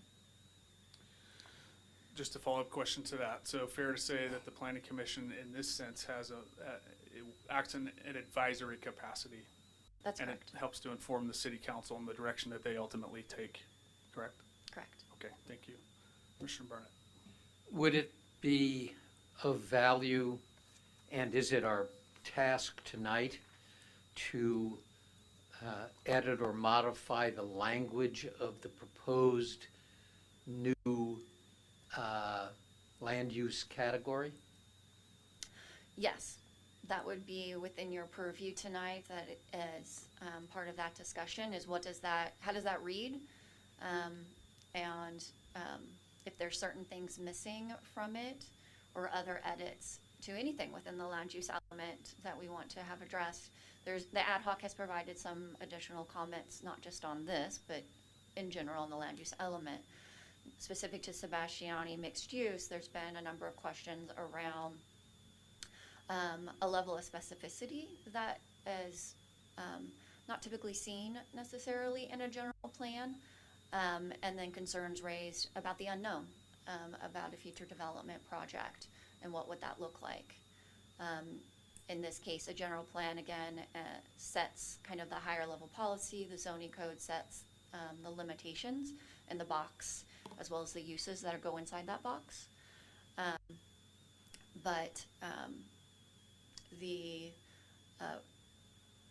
I know that there's some concern around mixed use and not, having one use or another use on this site, and things like that.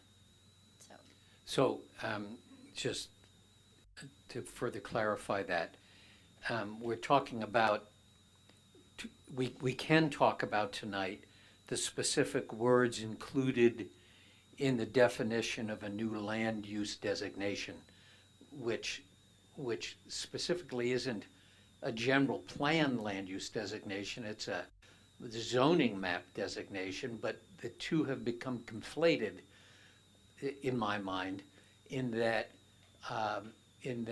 the new Sonoma mixed use designation, as it's been called, has certain allowances in it in terms of what it is permitting as possible uses within that designation. So is that on the table tonight, a discussion of that specific language? Yes. Okay, thank you. Yeah, thanks. I just want to make sure I understand. On page 197, you have a summary that says Sonoma, Sebastiani property targeted land use framework. Is that language from staff as proposed? I'm not sure. Sorry, what page are you on? I think it's 197. It says summary, Sebastiani property targeted land use framework. What document? I'm looking at the agenda. Okay. On your computer? Page 197 of 286. It's not something that's on the screen, though. No. I don't see anything on the screen. Yeah. Okay, so No, I don't know what it is you're looking at. I'm looking at the agenda, page 197, and there's a thing, there's a under item 5.2, and it says summary, Sebastiani property targeted land use framework. That's how it's entitled. Page 199 in the agenda packet. Oh, I apologize. It says 197. Oh, on mine it says 199. Okay, Sorry. apologies. This one? Yeah. Yes, that is a public comment.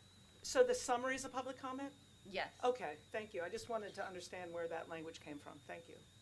Right? So is that one? Yes. So it ends. So the one that's right above is our summary of the land use tables. Right. And then where that ends that item. Okay. That portion of it. And then the rest are going to be the public comments, suggestions. I would also add that this would also be the appropriate time to discuss the merits of whether a new land use designation is appropriate at all. Am I correct? If that is going to be, that's a possibility, so it can be removed. So any changes to the land use map or descriptions are on the table. Okay. Yep, one other comment. I mean, I think one of the things that came up in the ad hoc is whether to call this a specific plan because of the site size or versus just adopting zoning. So adopting the land use by the zoning code. And I just wanted to bring that up and ask if that's still an opportunity for discussion. Everything is open for discussion. So just as a reminder, a specific plan is a zoning code. It's just includes more things than just the zoning code. Any other questions? Okay. I have some questions. Jennifer, could you speak to how housing laws, like, for example, SB 35, AB 2011, AB 130, could potentially be used to maximize residential development at this site under a mixed use designation as it is reflected in the proposed language currently? So those are actually not about maximizing. Those are just more about creating a ministerial process around housing developments. And they have to meet certain standards. Don't typically see SB 35 because they actually require the wage, that the word just escaped me. Amy, help me here. Prevailing wage? Prevailing, thank you. The prevailing wage requirements. And I can't remember 2011 is the same way. The one that maximizes in what you're thinking about when you say maximize is going to be density bonus law. So any property that is of a certain size and we allow a certain density that gets a minimum of 5 units is allowed a density bonus just by law if they provide a certain percentage affordable. They don't have to use the actual density increase, but they do get incentives, a certain number of incentives, and then unlimited concessions and waivers. And the idea behind that is that by providing that affordable, you're reducing your ability to get your market rate. And so sometimes you need those waivers and concessions. Maybe it's FAR, maybe it's setback, maybe it's height. It just depends on the project itself and what they're looking for to meet that. So anything that has housing pretty much in this town that can have 5 units can have a density bonus project. So that's really the only law, and that is a state law and a state requirement, and it's in our code as well. Okay, thank you. Kind of on that note, how could a potential developer of that site use a concession or one of these incentives to develop? Could they potentially develop 100% housing or residential project at that location? So 50%, they could have 50% density bonus, but they have to provide, I can't remember what the percentage is, it depends on what level of affordability it is. Then yes, they could have a 50% increase in their density. Typically, this city's never seen that. I personally have never seen that in my other jurisdictions, but yeah, anything's possible. Okay. And it's all about what the project is and what they need to get that project. So, thank you for obliging me, helping me to understand. So waivers and concessions could include things like not having a parking standard, for example. So density bonus automatically identifies the parking standards that go along with density bonus, and we actually are consistent with that already in our code.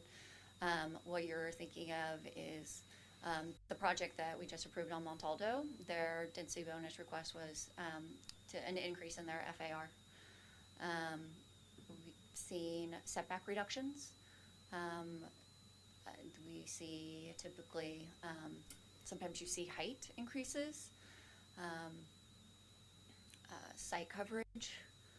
So they just range. And basically the idea is that those development standards, the standard that has to be met is that the development standard reduction is allowing the affordability of the project to move forward in the sense that they're providing these affordable units.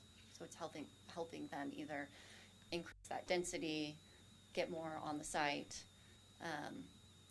maybe spread out across the site a little bit differently. Okay. I guess I'm just trying to get my arms around, for this, I think it's 20, is it 20, we're calling it 22 acres, right? 20. Okay, so mixed use, it allows a residential component in the description. That's what mixed use intends.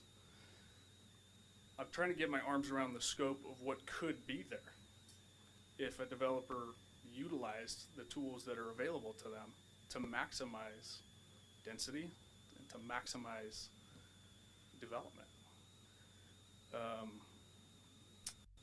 And that's where my questions are coming from. I'm trying to get my arms around that. I'm trying to get a solid understanding around what could potentially be there if a potential developer met or crossed the threshold that would allow them the highest density bonus and the highest or the greatest amount of waivers and concessions.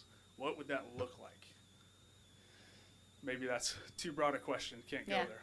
Okay. No, it's an unknown, right? It's Right. all going to come down to what the project is and what's being proposed. Right. What is that goal of that project? Every project that I've worked on in my other jurisdictions with multifamily development, every single one was very different, and it all comes down to the developer themselves and how they develop their properties. The developers are very different on what they're looking for. They also have different returns on investment, right. Depending on what their funding streams are. So all those things play into what they, at the end of the day, they're going to be asking for. The aspect of the zoning code too is, what we're trying to do is around this is also define the boundaries, but also how do we incentivize to get what we want out of that project? Is there a way to do that? Maybe, maybe not. In that sense of waivers and concessions, but I'll let developers speak for themselves, but there are obviously certain cases where developers don't care about community and just come in for their product, but in other cases, some work, with that and understand what the needs of that community. At the end of the day, their product has to be marketable to the community. Sure. So I guess that inspires a much broader question. And what tools do we have to get what we do want to see? I feel like we've seen this model where a developer or an entrepreneur comes and they get a project entitled, right, or a conceptual project entitled, and then they sell it. What mechanisms do we have to tie, and maybe that's too broad a question, but I'm trying to understand, and I'm trying to help the public and my commission understand what the upsides of this are and what the downsides of a rezone are or aren't. Fair to say that a rezone to what's currently titled as Sonoma Mixed Use Commercial would open the door to the impacts of state laws that reduces local control over what happens there. Is that fair or is that unfair? So I'm going to go with it's going to be a depends situation. If this was a full-on housing rezone to just housing, I would say yes. Clearly, yes. Just because of the way the laws are now.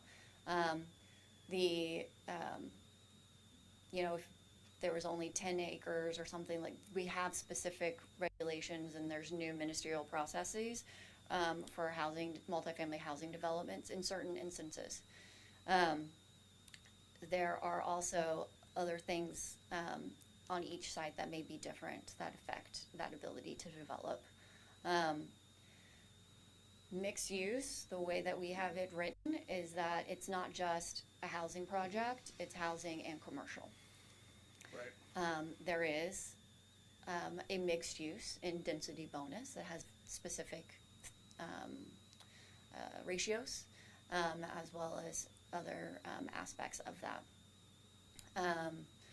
So, is it there? Yes. Is it always going to be there? Yes.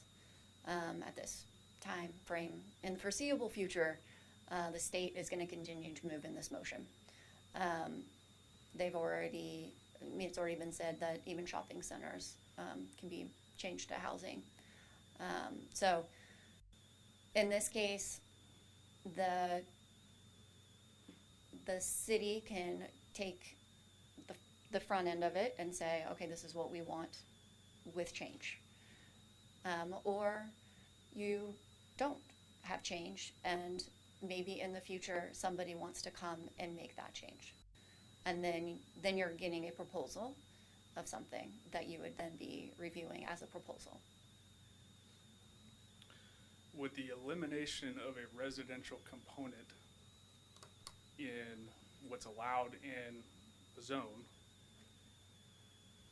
help to protect, I'll use the word protect, our community from the impacts of what I consider overreaching state laws? So, if you have no housing and you just continue to allow commercial or expanded its commercial potential, then yeah, you wouldn't have,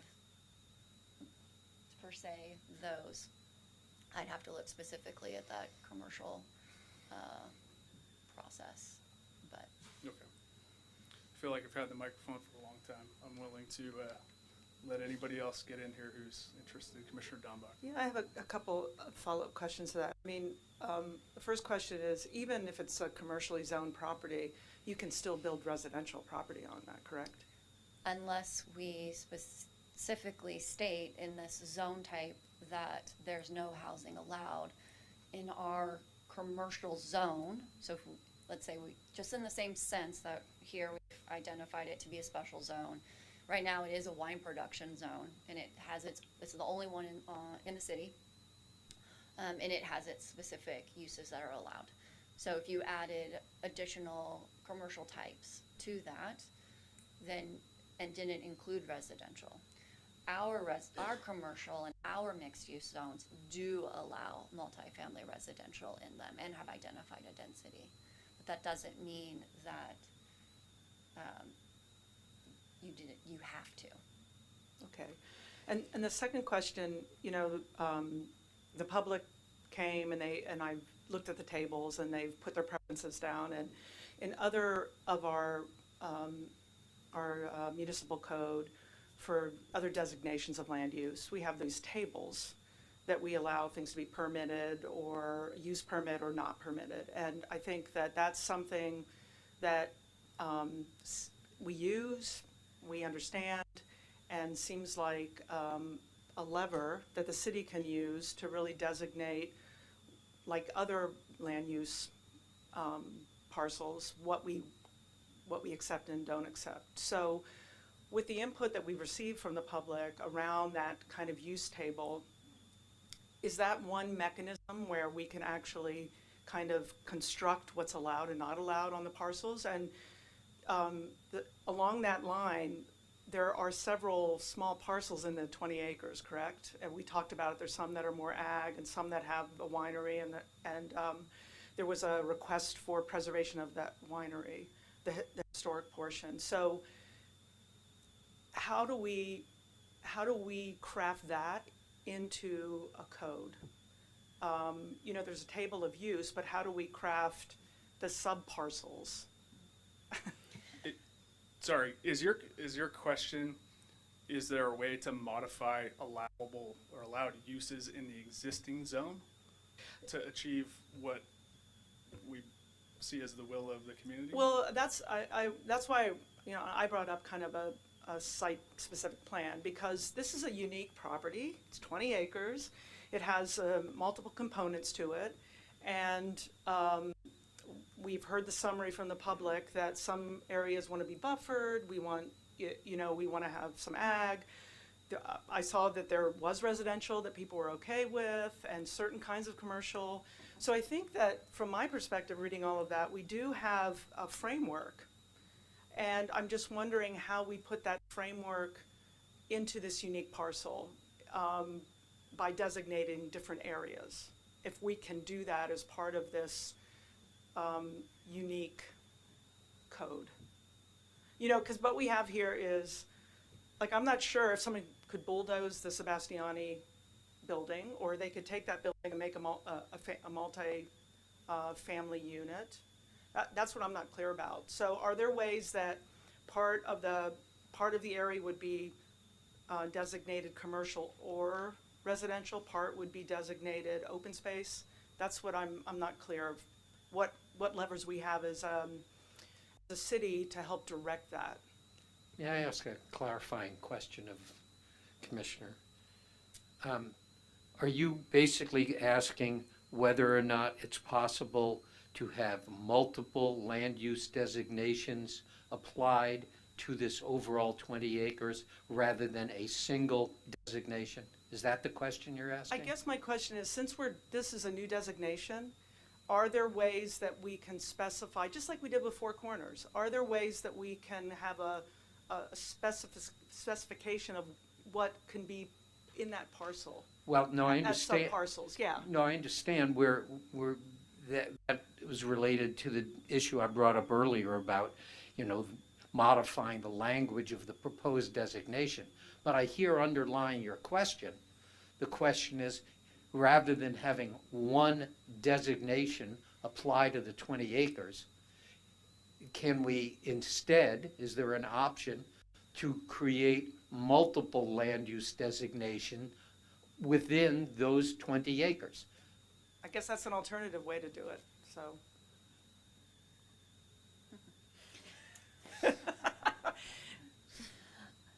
It's probably not ideal, but. It is not ideal. It's not good planning practice. We actually have an area of town where we have two land uses on same parcels. Per law, those setbacks and things have to occur from the actual location of this arbitrary line that's not actually a parcel line. And so it doesn't quite work the way you would think. The other aspect is we cannot downzone.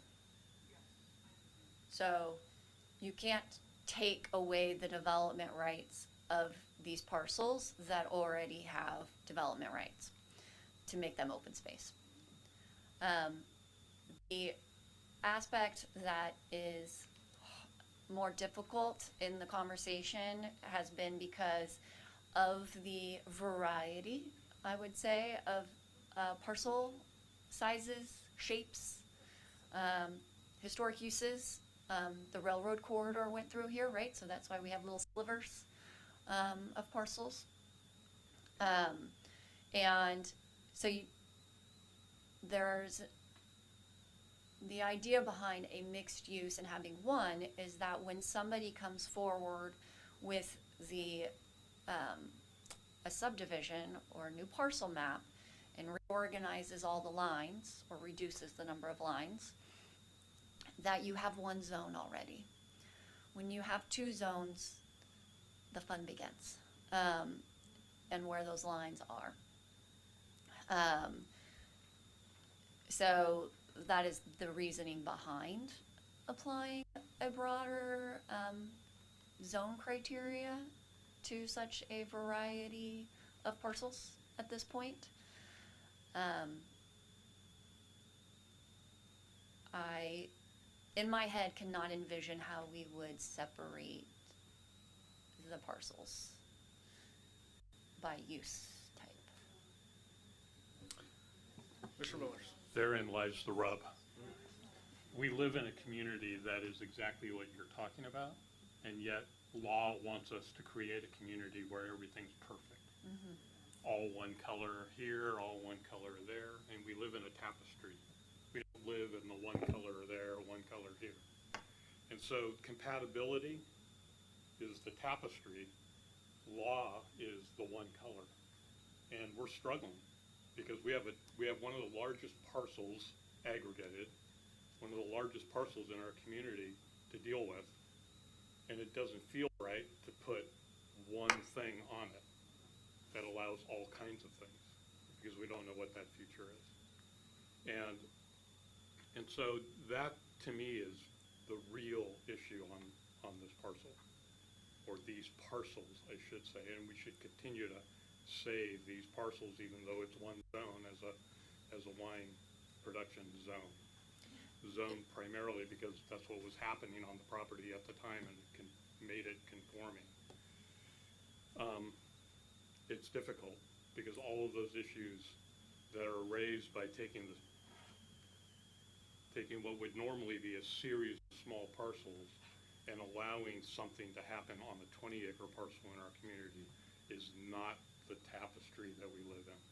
And so I've been struggling with this, and it's the first opportunity we have to talk about it, but there's so many external forces on it that it really takes, in my opinion, it's going to take very careful consideration, and applying a single zone to all of the parcels doesn't feel right, and I think it needs more study to do it correctly. And that's it.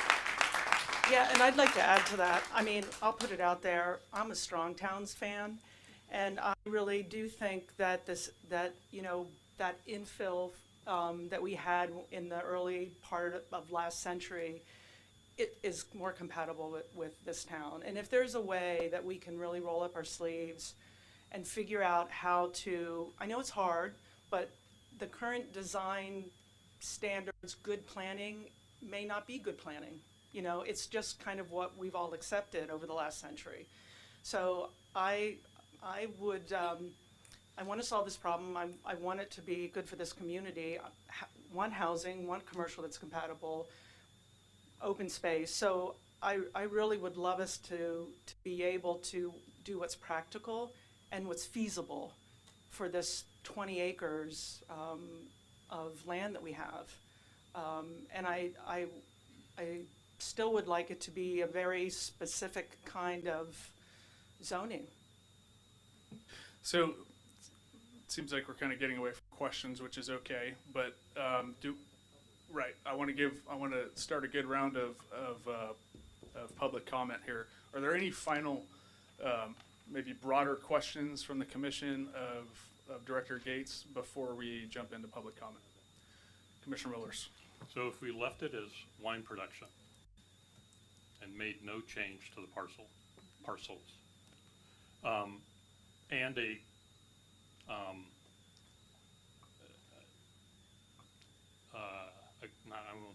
how can I say it? A developer, we'll just put it that way. The developer decided that they wanted to take on the 20 acres of land and come forward with a project. It would simply require, if it included things that are not in the wine production zone, it would require a general plan amendment to allow a project that is acceptable at the community level if it met those standards to make the general plan amendment.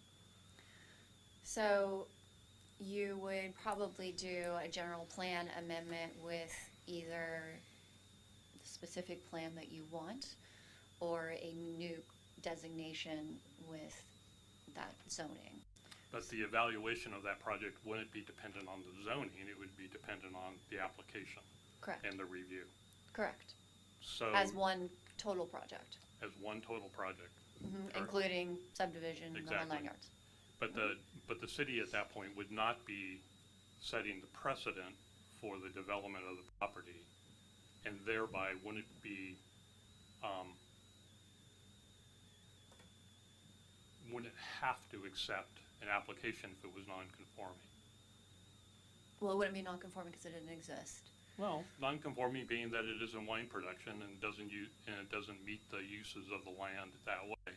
You know, people can propose whatever they'd like to propose, and the community can come out and say, yes, we like that, or no, we don't. But we don't have to define our laws on proposals. And so in my mind is, if we don't change the zoning, we have a quasi-derelict land use. But it doesn't have a potential negative impact of all of the things that you, Chair WIRICK, have brought up, and that is we have a very aggressive state housing law. We have very aggressive state housing laws right now that don't allow very much community input. And while we all want housing, we all want to be able to also know what that's going to be and how to control it. And we don't have a lot of discretion as soon as we open that box. So, you know, I'm just asking that because in some ways the protective thing is to leave it as it is, as a community. Did I have a question mark on the end? There's a question mark at the end, Okay. I said yes. Oh, you said yes? Okay. At this point, I would like to give the public a stab at coming and addressing this issue. There's enough hot air up here as it is, so we'll turn that down for a minute and turn it over to the public. And I'll just remind everyone, if we're tonight, because of the audience members here in attendance, we're going to try to abide by our 3-minute maximum. And another way to show support for the comments of someone who's at the podium is to raise your hand. I pay attention to that, and we'll go ahead and move forward. So if you could state your name, please. Thank you. Janet Boyle, B as in boy, O-Y-L-E. Good thing I talk fast, even though my blood sugar's dropping. I'm going to talk even faster. Unlimited concessions and waivers scares the heck out of me. And it is 5 parcels. We shouldn't have to treat it all as one. I like tapestry. That is the world. So, okay. Good evening. My name is Janet Boyle, and I'm here to provide comment on the proposed land use change for Sebastiani parcels.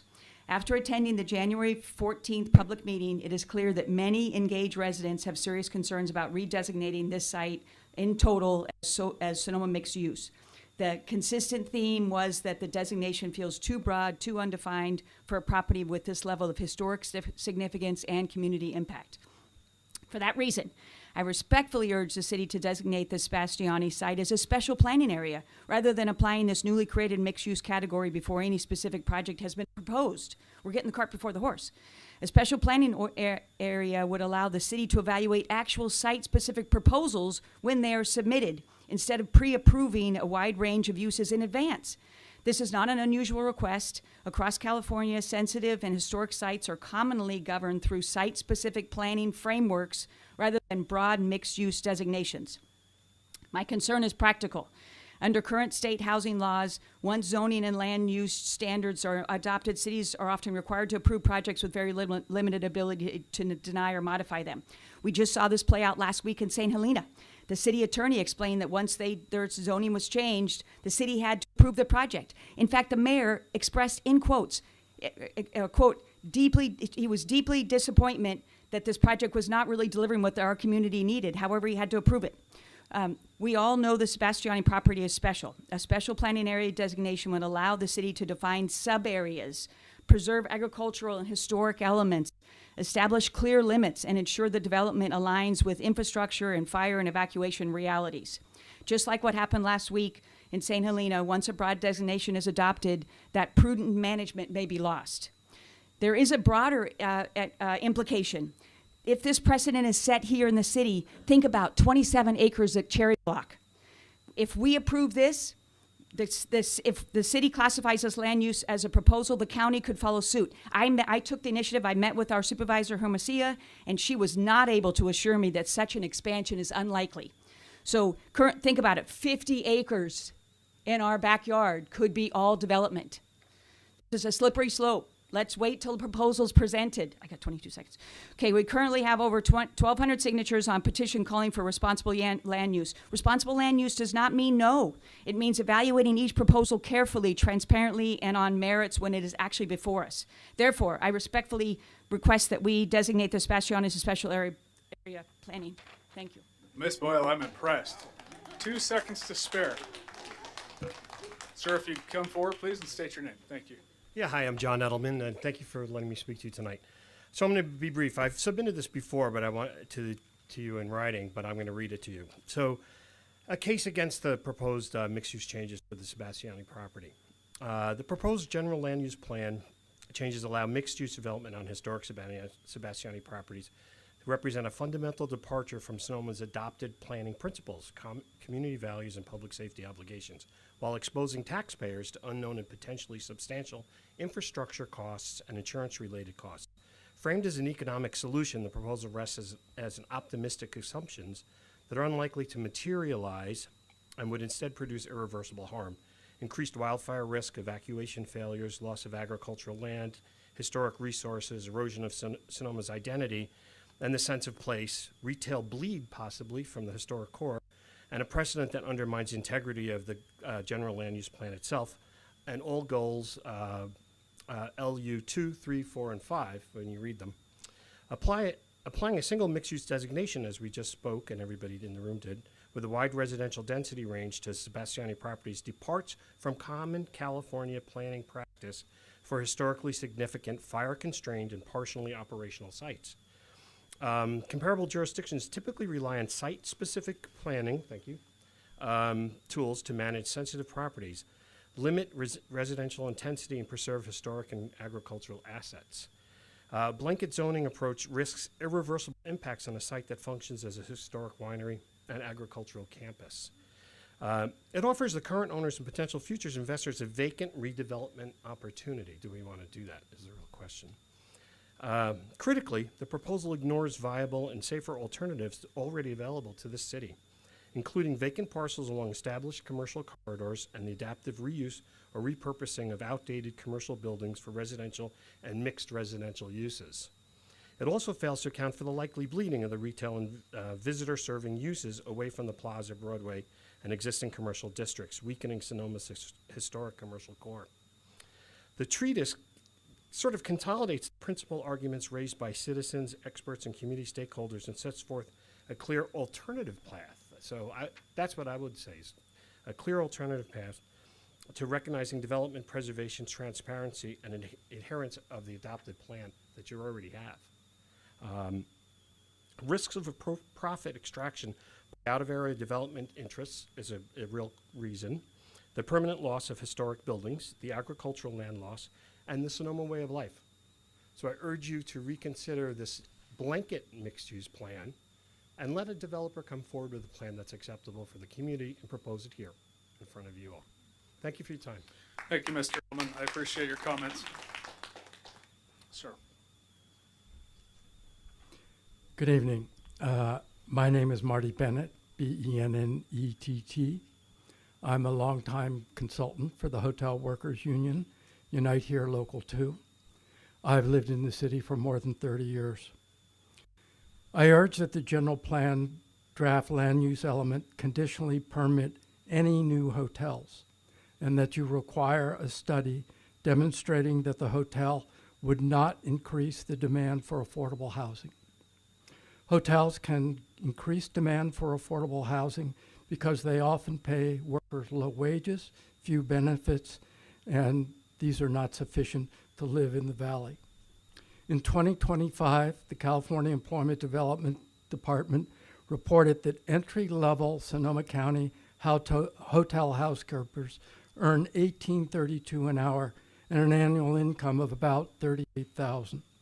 However, MIT economists calculate that in Sonoma County, 2 full-time working parents with 2 children each need to earn $33 an hour or an annual income of $108,000 before taxes to cover basic expenses, food, housing, healthcare, transportation, and childcare. In 2025, United Ways of California reported that nearly 1/3 of households in Sonoma County are working poor, meaning at least one member earns income from work but still can't cover basic expenses. Most hotel workers and their families are working poor, struggling to make ends meet. The UC Berkeley Labor Center studies reveal that if service sector workers' wages are so low, many will be forced to commute to less expensive housing markets in Solano, Lake, Mendocino counties, particularly given the long-term trend of stagnant wages and raising rents. Commutes roughly double for cost-burdened renters who move to more affordable housing markets. If hotel workers rent locally, many will live in overcrowded housing, impacting family health and their children's educational achievement. In addition, many low-wage hotel workers will be forced to rely on public subsidies like Medi-Cal, CalWorks, and food stamps because of low wages. Thank you very much. Thank you, Mr. Bennett. Hello, I'm Sonia Carabel. I'm also with the Hotel Workers Union, Unite Here Local 2. I submitted a letter, and I'm going to read from that, although maybe condense it a tiny bit. Again, my name is Sonia Carabel, and I'm with Unite Here Local 2, the Hotel Workers Union for the Bay Area, including Sonoma County. We represent workers at the Fairmont Sonoma Mission Inn, Hyatt Regency Santa Rosa, AC Hotel Santa Rosa, and Petaluma Sheraton. Our sister local, Unite Here 49, represents workers at the Grayton Casino and Resort. Together, we represent around 1,500 hospitality workers in Sonoma County. Our mission is to improve working conditions and build worker power in the hospitality industry. This draft land use element creates the new Sonoma mixed commercial use designation on the Sebastiani Winery site, permitting mixed use housing and commercial development. We have no problem with denser mixed use development. Our members struggle to find affordable housing, and we support building housing, particularly when it is affordable to hotel workers. However, we are skeptical about permitting hotels as part of this new zoning designation. We are in a housing crisis, not a hotels crisis. A mixed-use development with housing and ground floor commercial could help to alleviate the housing crisis in Sonoma.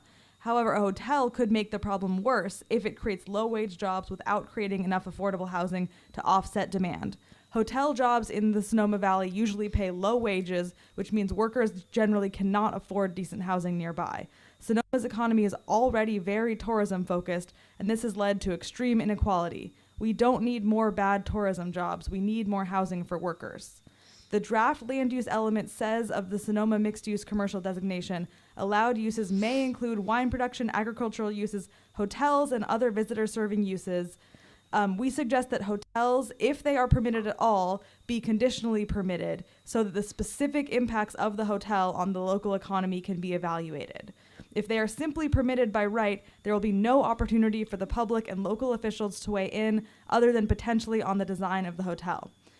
We have a suggested amendment which says allowed uses may include wine production, agricultural uses, hotels, and other visiting serving uses.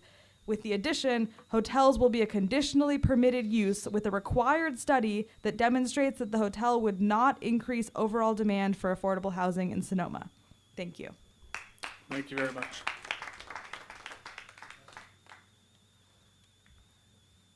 Hi, Commissioners. My name is Becky Sager. It's S-A-E-G-E-R. I'm going to assume, as they often do in these meetings, that you've read the submissions. And I've sent one in, I've sent many in, and I couldn't say it better than my friend Janet did tonight. We share the same concerns.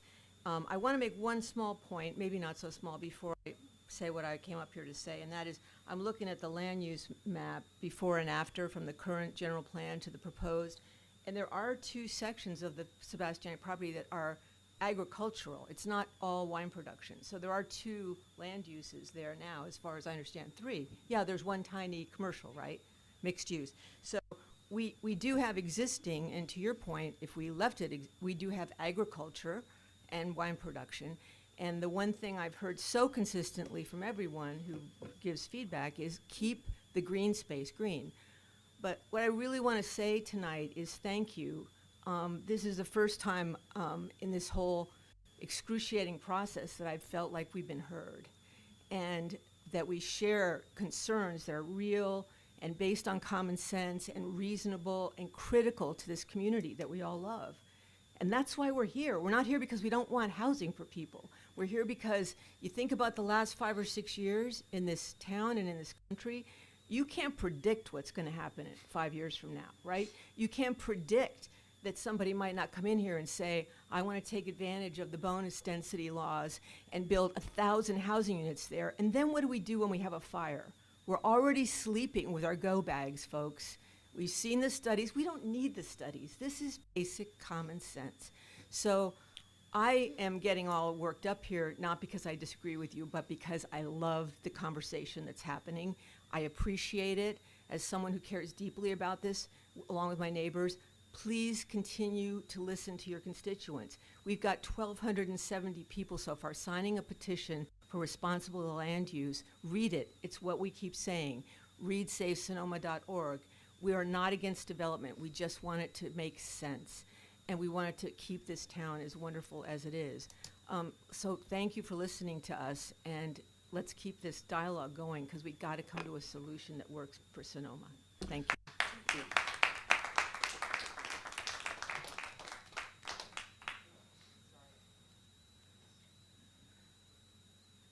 Hi, my name's Jeannie Schramm, and S-C-H-R-A-M. On the January 14th community planning session, it was an excellent beginning, and I want to commend you for organizing it in the first place, to stimulating creative input from the community. At that meeting, I met Mitch back there, and a lot of us met other people that we never knew, and it got the discussion going.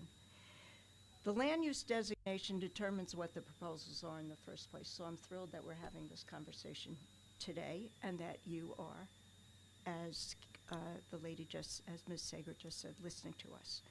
I think the issue here, the key issue for all of us, is how can this property be best used to support community and civic priorities and values, while also addressing the economic and sustainability issues.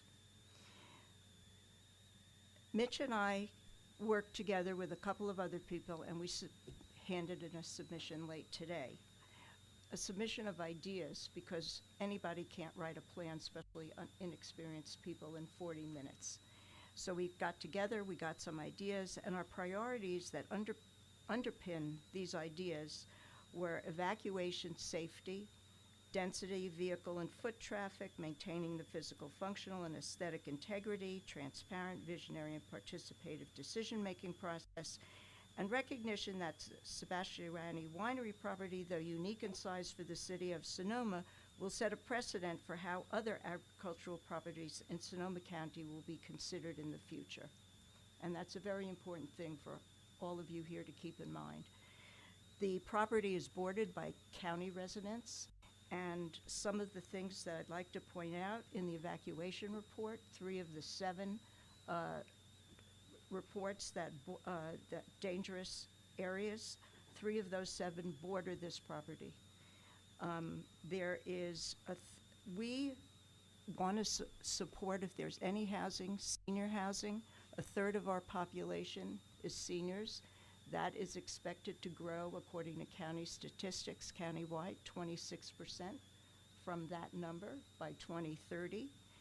That would enable people who live in the area to age in place. And we want to see the things that we love about Sonoma preserved, and to have visionaries. We are very lucky to have amazing professionals in our community who are extremely accomplished, internationally renowned architects and others. So we would like to say, let January 14th be the beginning, not the end. We'd like to encourage you to form a community advisory board where we can continue to have discussion like this. Thank you.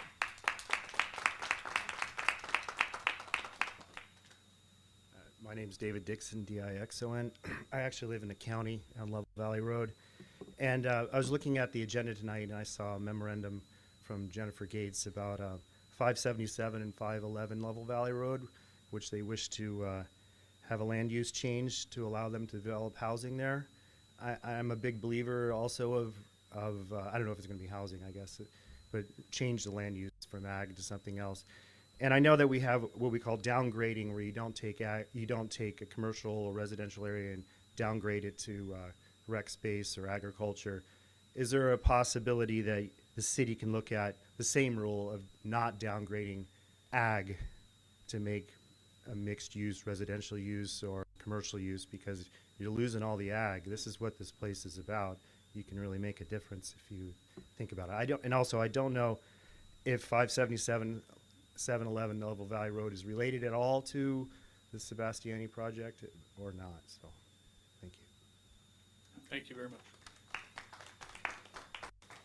Hi, good evening. My name is Mitchell Price, P-R-I-C-E.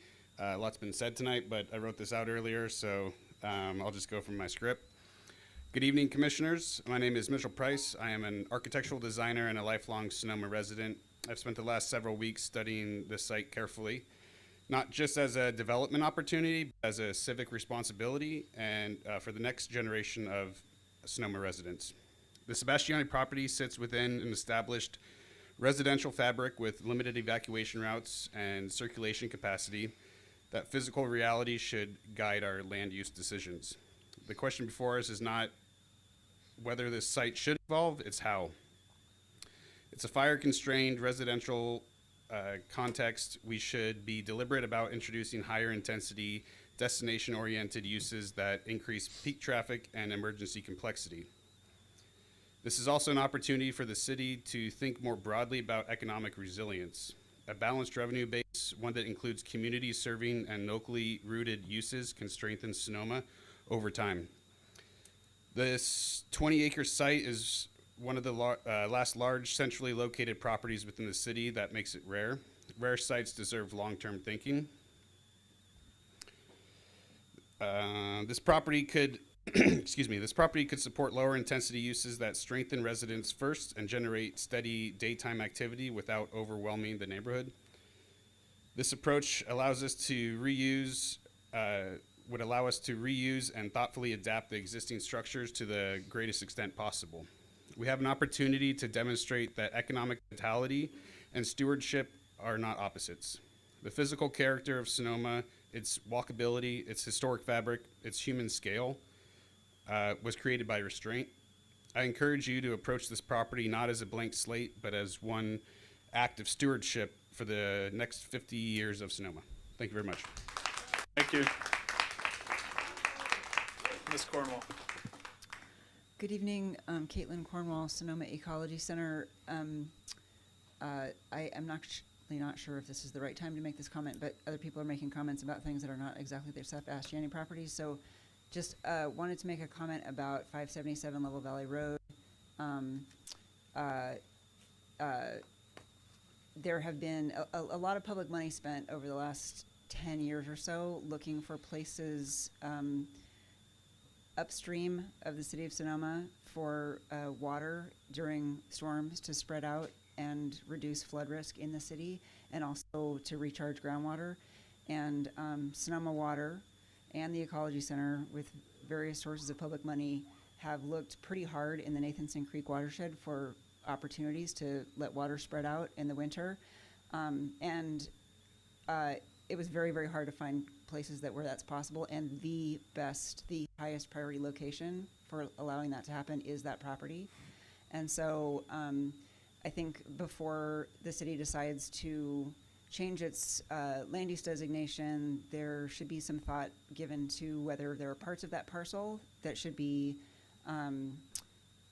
where future uses must allow the ability for water to spread out there, and it connects hydrologically to parts of the Sebastiani properties. Some of the topography is still there. So we haven't had major flooding in the city for a while, but we have had really major flooding in the city over the last 30 years, and it will get worse in the future. So that's one point. And my other point is about the Sebastiani properties. For the first time ever in my long time at the Ecology Center, I went last year to the Sonoma County Ag Summit, and it is a time of real hand-wringing in agriculture right now. And one of the big challenges that agriculture faces is the loss of agricultural processing facilities. We have amazing food growers in Sonoma Valley, and increasingly they don't have a place to make value-added products or even to process and clean what they're harvesting. So I'm sure a use like this would require some kind of public assistance or subsidy or something, but I think that's something to consider with a historic processing facility like the one at Sebastiani, that it could be used for food and local businesses in the future. Thank you. Thank you, Ms. Cornwell. Ms. Grandy, come forward, please. Evening, Commission. Art Grandy, 131 4th Street East, Grandy. So I live just up the street from the Sebastiani main building and pass there regularly every day. And I'm not going to repeat a lot of the things that I agree with that have been said, just to make this shorter. But I wanted to express, I think, a couple of main things. If one of my suggestions, and it's not just my idea, but endorsing others, is a special planning area allows the planning process to go forward, but require further detailed exploration of any proposal for the property without having to define up front the accepted uses. And that's clearly something that ought to be considered. We don't need to debate it now, but I think it sounds like, from what I read about it, it's a very useful thing. The second thing is, if any changes are being made to this property, density is the key, a key concern. And it was just outrageous that we had 7 to 25 in the proposed wording of the document. I mean, totally incompatible with the neighborhood on all sides of that property. We have in our zone, in our coding zones, the medium density residential, which is 3 to 8 density. And even given the possibility that that might be doubled, still would allow you to be within possible reasonable range. So there are choices within the current coding choices zone to control the risk. An additional thought is we need to have some alternative uses as possible for that property if eventually there is some commercial aptitude or acceptance of commercial. And a senior residential facility, of which there are many types around, stages of living, CCRC, profit, nonprofit, all of that is details in the weeds of what is done. But we did have a small group of neighbors there had a conversation with a major developer and operator of homes, and he knows the site, and they said this would be an ideal one to look at for a residential facility. And I'll just point out that these count as housing units for meeting the targeted goal.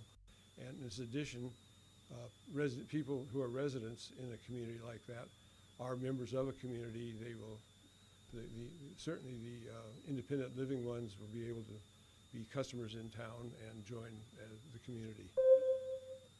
And I think that's all I have to say. Thank you.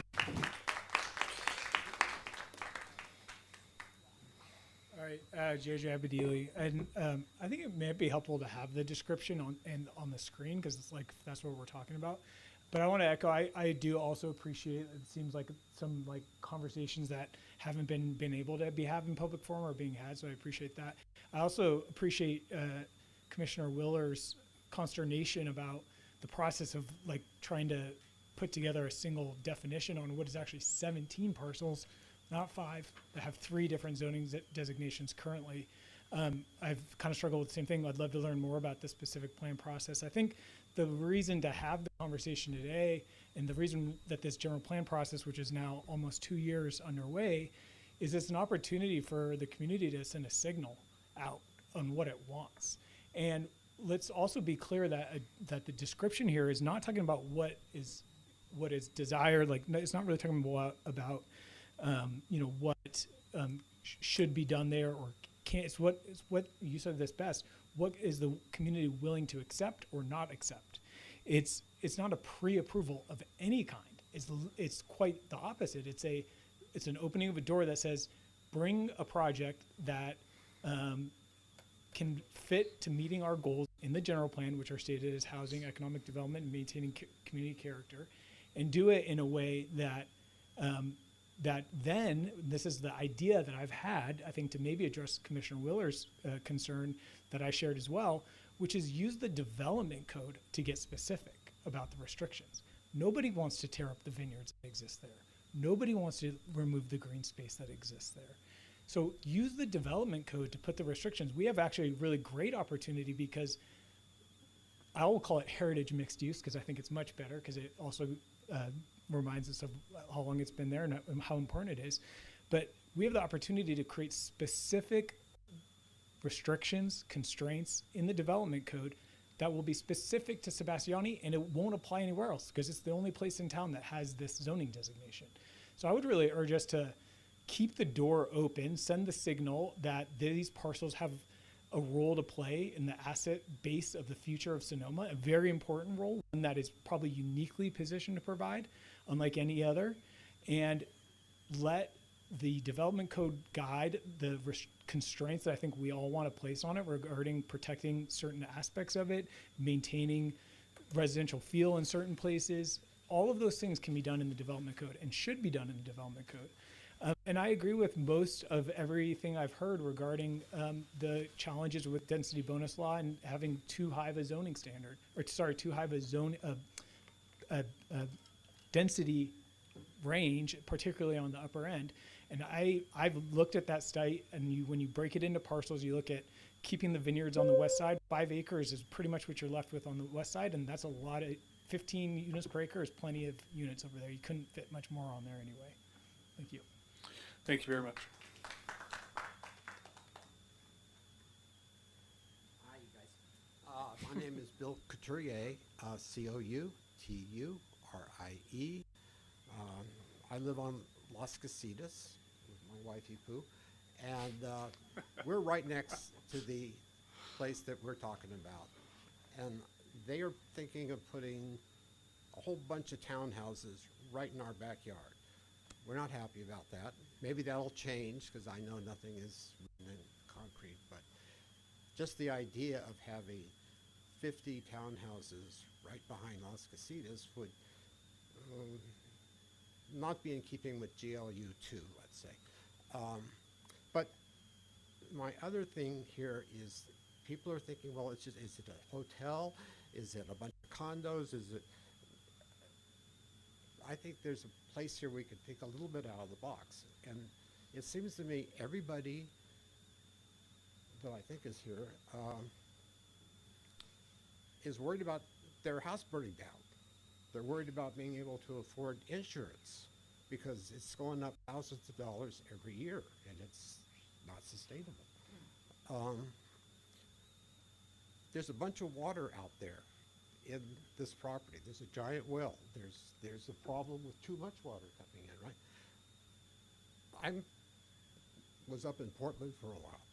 At the Washington Park there, they built a reservoir, beautiful, bigger than we need, 12 million gallon, but it's hidden. And they have a little lake on top of it that's beautiful.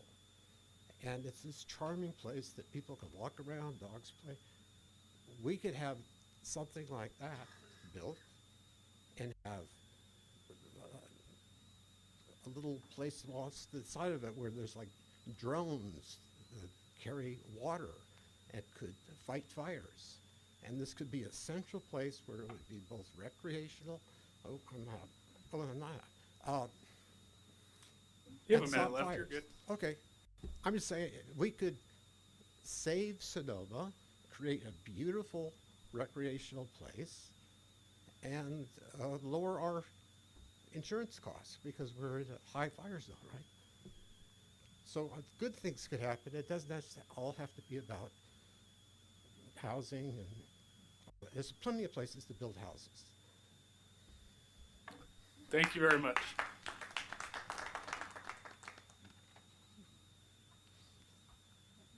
I'm Richard Schramm. You heard from my wife Bert earlier.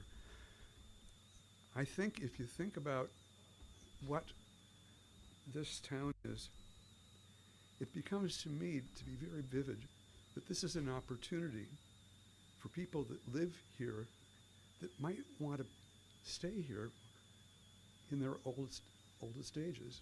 Why can't this be a community for people that are here in this room and in the future? It would be so great to be able to be close to your loved ones in a place where you know you're safe as you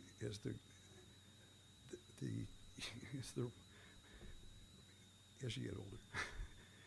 So I think it would be amazing for Sonoma to have something like this to go to the next stage. It would be absolutely amazing, and I think it would just be, for so many reasons, the right thing to do. If you think about what it is, it's glorious, and please don't let it go.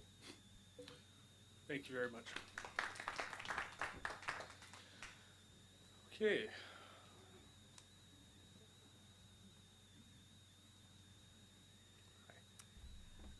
Thank you for everything tonight. I really appreciate all of what you said and such a great deal of thought put into it, which makes me feel relieved because I have felt like this was going towards mixed use and it was going to be like stopping a train. I think I forgot to say my name. Pat Summers, Summers. I was fresh out of knee surgery at the meeting in January, so I did not get to participate. But from what a few people told me, they felt like the MAP project was kind of putting the cart before the horse, and they had to put on that map where a hotel should go, et cetera. Well, who says we need a hotel, and where did that even come from? I happen to be in the hospitality industry, and I've been dealing with the fact that we have a lot of changes going on in this county. We have a wine industry that has a lot on their plate and a lot to deal with. We have a reduction in hotel occupancy, and it's not a thing that's going to be fixed in the immediate future. It's going to take time. Basically, it is my firm belief that we do not need any more hotels. Occupancy is around 55%, and we don't need them. I live on Garricky Road. I'm a board member of the Garricky Road Fire Safe Council. I'm extremely concerned about overpopulation and increased non-viability of evacuation. We have a lot to deal with, and we don't need hundreds of more people at the bottom of Garricky Road. It's not that I am opposed to very thoughtful development that can enhance the community, but we need to retain our pockets of agriculture and the beauty of what we have here. It's very, very special. It's irreplaceable, and I don't want to see it go away. I want to see it continue and thrive. So thank you for your good thoughts on all of that. Very much appreciated. Thank you very much for your comments tonight.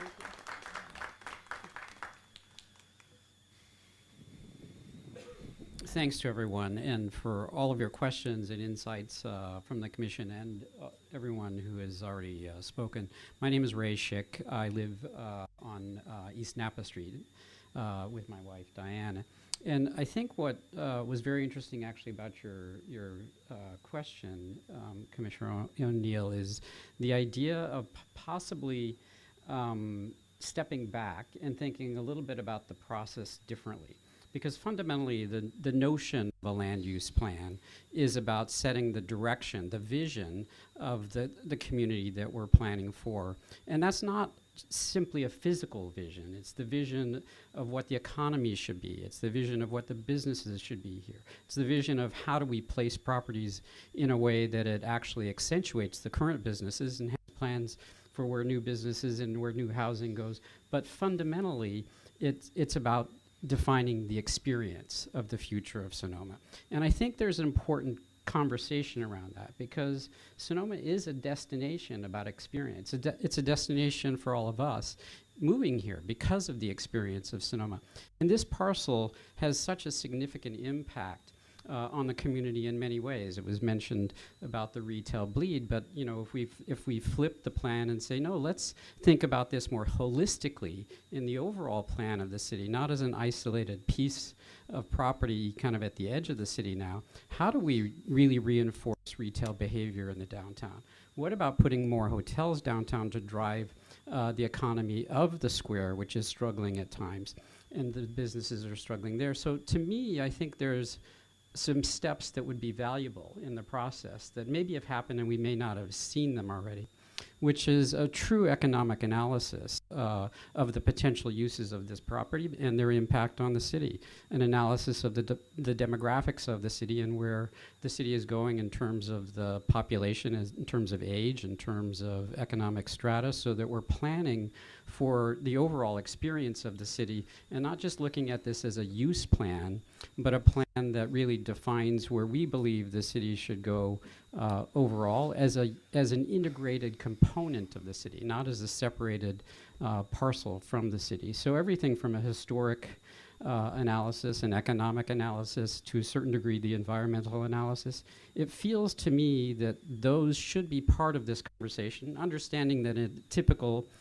planning there's sometimes the steps happen a little later, but having that analysis done so that we can make the decisions properly around the land use, having the information and the data around what we've learned with that kind of analytics ahead of time, the housing analytics ahead of time as an example, would be extraordinarily valuable in this process.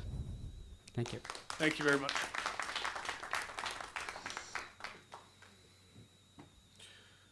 Mr. Barnett, state your name, please.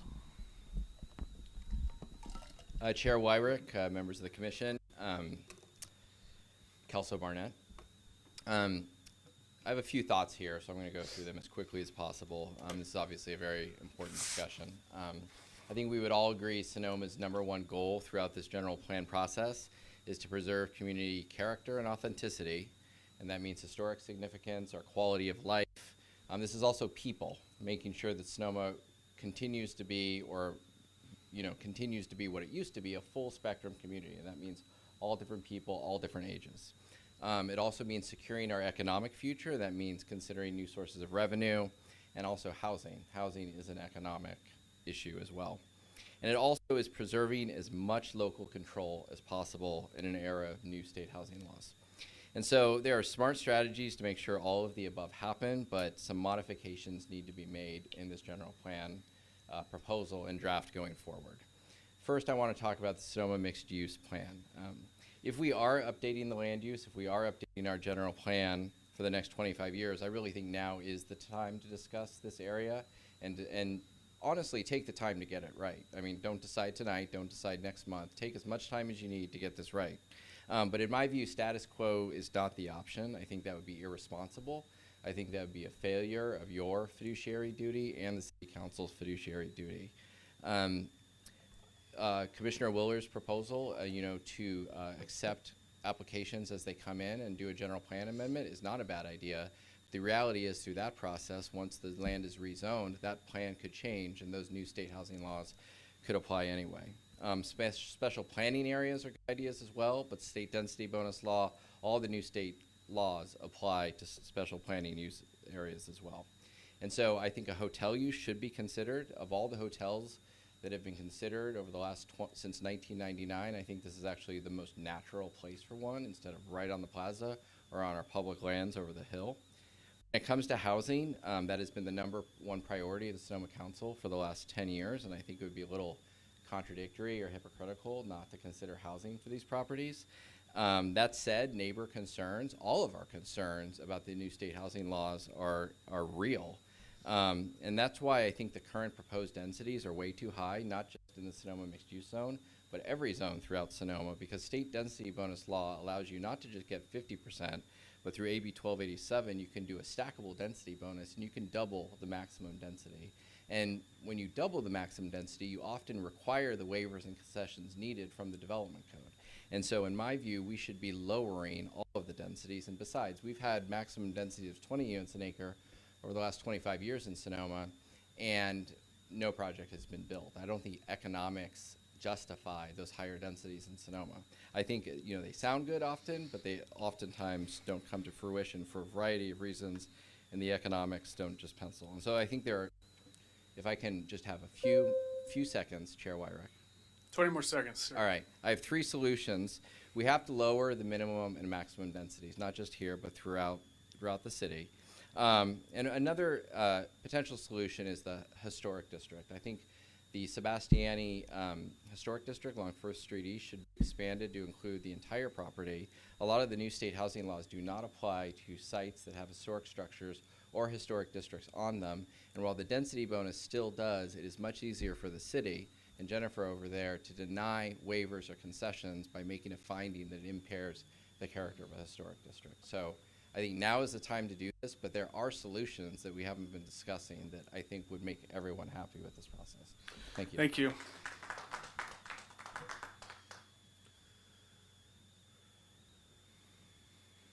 Mr. Woods, step forward and state your name, please. Michael Woods, Mr. Chairman and members of the commission. I agree with Kelso to the extent that the densities are an issue. I also think that amending the general plan to accommodate a project that you don't have in front of you is challenging. It's challenging for the community. I'm usually here with developers, as you know. So my view is sort of taken from lots of projects that I've been involved with and also working with cities over the years. Your general plan jurisdiction is one of the few tools in your bag of municipal tricks, so to speak, where you've still got some control. And I say that some control, underscore some. I don't think you can put it past the legislature to, at some point in the next couple of years, say that if you've got a mixed-use district that allows commercial and residential, thou shalt not prohibit a 100% residential project. And if you've got a 25 DU per density, units per acre in your general plan, theoretically, you could have a very large project. And theoretically, it could be exempt from SEQA review and a ministerial approval. And giving up that discretion, to me, is not advisable. I'm used to seeing the Planning Commission exercise its discretion, use CEQA as a tool, impose mitigation measures to reduce potentially significant environmental impacts to a level of insignificance. We're used to those tools, but in the current environment, if you don't keep your discretion alive to control your general plan, I think you're giving up a lot. And I would think that if you have a binary choice of either to adopt Sonoma mixed use for this site with a lot of density involved or leave it at the status quo, I think you should leave it at the status quo. Now, I don't know that that's a binary choice for you, but minimally the densities would have to go way, way down. Thank you very much. Thank you very much for your comments. Okay. Are there any other members of the public who wish to come forward and address the commission on this topic? Okay, seeing none, I will close public comment and I will bring it back to the commission for discussion. Let me ask a process question. What do we want to try to accomplish going forward tonight on this topic? Director Gates, what type of what type of feedback or direction would be the most helpful for you in light of the public comment we heard and in light of the comments thus far by the commission? So I would like to hear kind of a straw vote of what individually, so I can get my straw vote, what your guys are thinking individually in regards to Sonoma mixed use.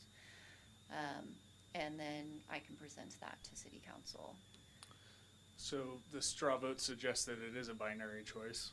So, well, it's not necessarily like straw vote in the sense of continue to work on it, let's just keep it the same, or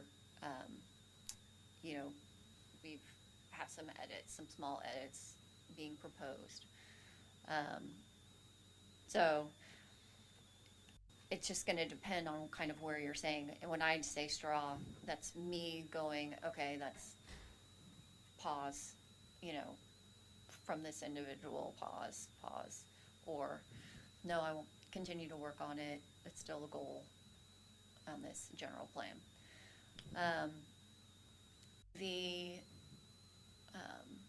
So again, March 4th is the meeting that we're going to City Council, and so I'll be preparing that staff report next week. So I'm going to give an update on all of the elements to them and where we are in the process. So tonight is the last bit of the elements. There's no more elements after tonight, if we can get through them. Well, there's not a lot of change on the other two. But in that sense, so I will put that forward. Okay, so to Ask a clarifying follow-up. yes, you can. Okay, so just so I understand, are you saying that you are going to, I guess I'm a little concerned that we're going to the city council at this point. Is it going to the city council for them to render a decision about anything? Or is this just information? So, based on the discussion tonight, any changes, right, we're making modifications to the different elements. Yes. So that we can finalize these drafts to get them, finish up the environmental review process. So that is the goal for tonight, and then the goal for the March 3rd is to kind of finalize these drafts. So in that sense, it is a kind of direction I'm seeking to move forward versus pause the general plan. Okay, so this timetable, is this something that is a self-imposed timetable? In other words, what I'm sensing is that there are a lot of opinions out there about how to go forward, and they range. And if I were asked tonight to render a final opinion as to what I think we should do, for example, with this land use designation we're talking about, I would do it if I had to, but I hate to feel pushed to do it without more opportunity for conversation and discussion. It's already 9 o'clock. We're not going to go on for another 2 hours. At least I'm not. and I'm concerned that we're moving ahead quickly, but I'm not sure what the timetable or the establishment of the deadlines for these timetables, where they're coming from. Is this something we've self-imposed? Is it something that you want to do? Is it something the city council has imposed? Is it the consultant that where are these dates coming from? So it is a goal to complete the process by the fall, before the fall, September. And so working backwards with an EIR and another 60 days of public comment still to occur. That's where we're kind of falling into it, is that the edits and everything need to get to the consultant, finalize the EIR so that we can release it for that 60-day time frame. Okay, and the completion date that you've targeted in the fall, and I don't know whether we're talking October. September. Okay, so you've got a clear date in mind. Is that, once again, is that something that is being imposed upon us by the consultant? Is it being imposed upon us by anybody? Or is it just simply what you would like to do so you can get on with business? I'm not saying that in a derogatory way. Yeah, what are the repercussions of not meeting the goal? That we probably will delay for another year. Why is that? just because of timing of what's going to be occurring in the fall. Okay, and that doesn't, if, let's explore that just for a moment. If we delayed for another year, we're not violating state laws. I have two elements that do need to get done. Yes. My safety element is already, Yes. should have been done 2 years ago. And then one other element needs to get done. I think it was the circulation that's Okay, past due. but the overall general plan update, accepting those elements that are overdue, we're not in risk of violating some timetable of the state for the approval of the new general plan, right? Not for the rest of it, no. Okay. For example, you mentioned the safety element. I mean, we haven't had a robust discussion yet about the nexus of the safety element and where development ought to occur in the community based on the high fire risk zones. There may be that with a further exploration of a topic like that, the conclusion that would be drawn would be that if development or expansion of the city development should occur, it should occur in someplace not adjacent to a high fire risk zone. I mean, that's possible. I'm not saying that's what will happen, but that's a possibility that an analysis would say we'd be better off having development on the southern end of the city, which is not a high fire risk zone, than on the northern end of the city, which is. I mean, anything north of Napa Street, as I understand it, is high fire risk. So I guess what I'm saying is I feel like all of a sudden we're rushing, and I don't like feeling rushed. I hate to make decisions feeling rushed.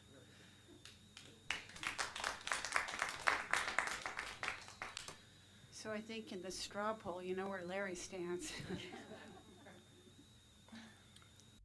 Would it be helpful to go commissioner by commissioner and have each give 3 minutes of where they stand on the issue? Is that how you like to frame a straw poll, or would you like to frame it in a more, what would be the most helpful for you to say, or go commissioner by commissioner and say, give 3 options: do nothing, leave it as it exists, adopt SMU as it's written, or come back to the table? Is that helpful to simplify things, or no?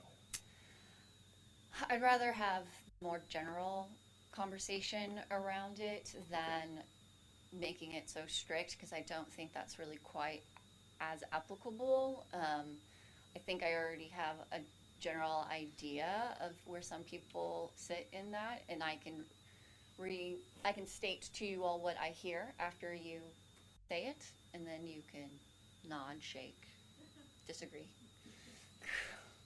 Okay. Afterwards. But I think just getting an understanding of where you sit on the topic of the Sonoma mixed use, that would be helpful. We can go from there. Does everybody understand the directions? Okay. Commissioner Willers, let's start with you. Okay, me. So I'll try to keep my 3-minute promise here. Where I stand is I don't think we're in a position to make a decision. That I've been through, we've been dealing with this for over a year. We've been talking about it we haven't been talking about it for over a year. We've been able to think about it for over a year.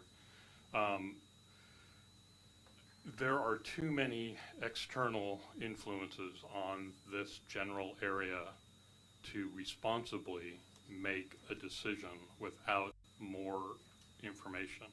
The one piece of information that we do have, that was the SAFE study that came along, that was a very thorough document that I spent a lot of time reading, and it essentially says no hotel, low density housing, and you can't do it without improving your infrastructure. So to me that says, if I'm going to pay attention to what the study says, which is an independently financed study and has people behind it that that aren't a third party, so to speak. What it says to me is we have to study the situation more before we start applying uses to a property that we don't know enough about. And I also think that the special study area is something that we could possibly use within the general plan context to say that we recognize that this is an important piece of property that we're going to have to deal with in the future.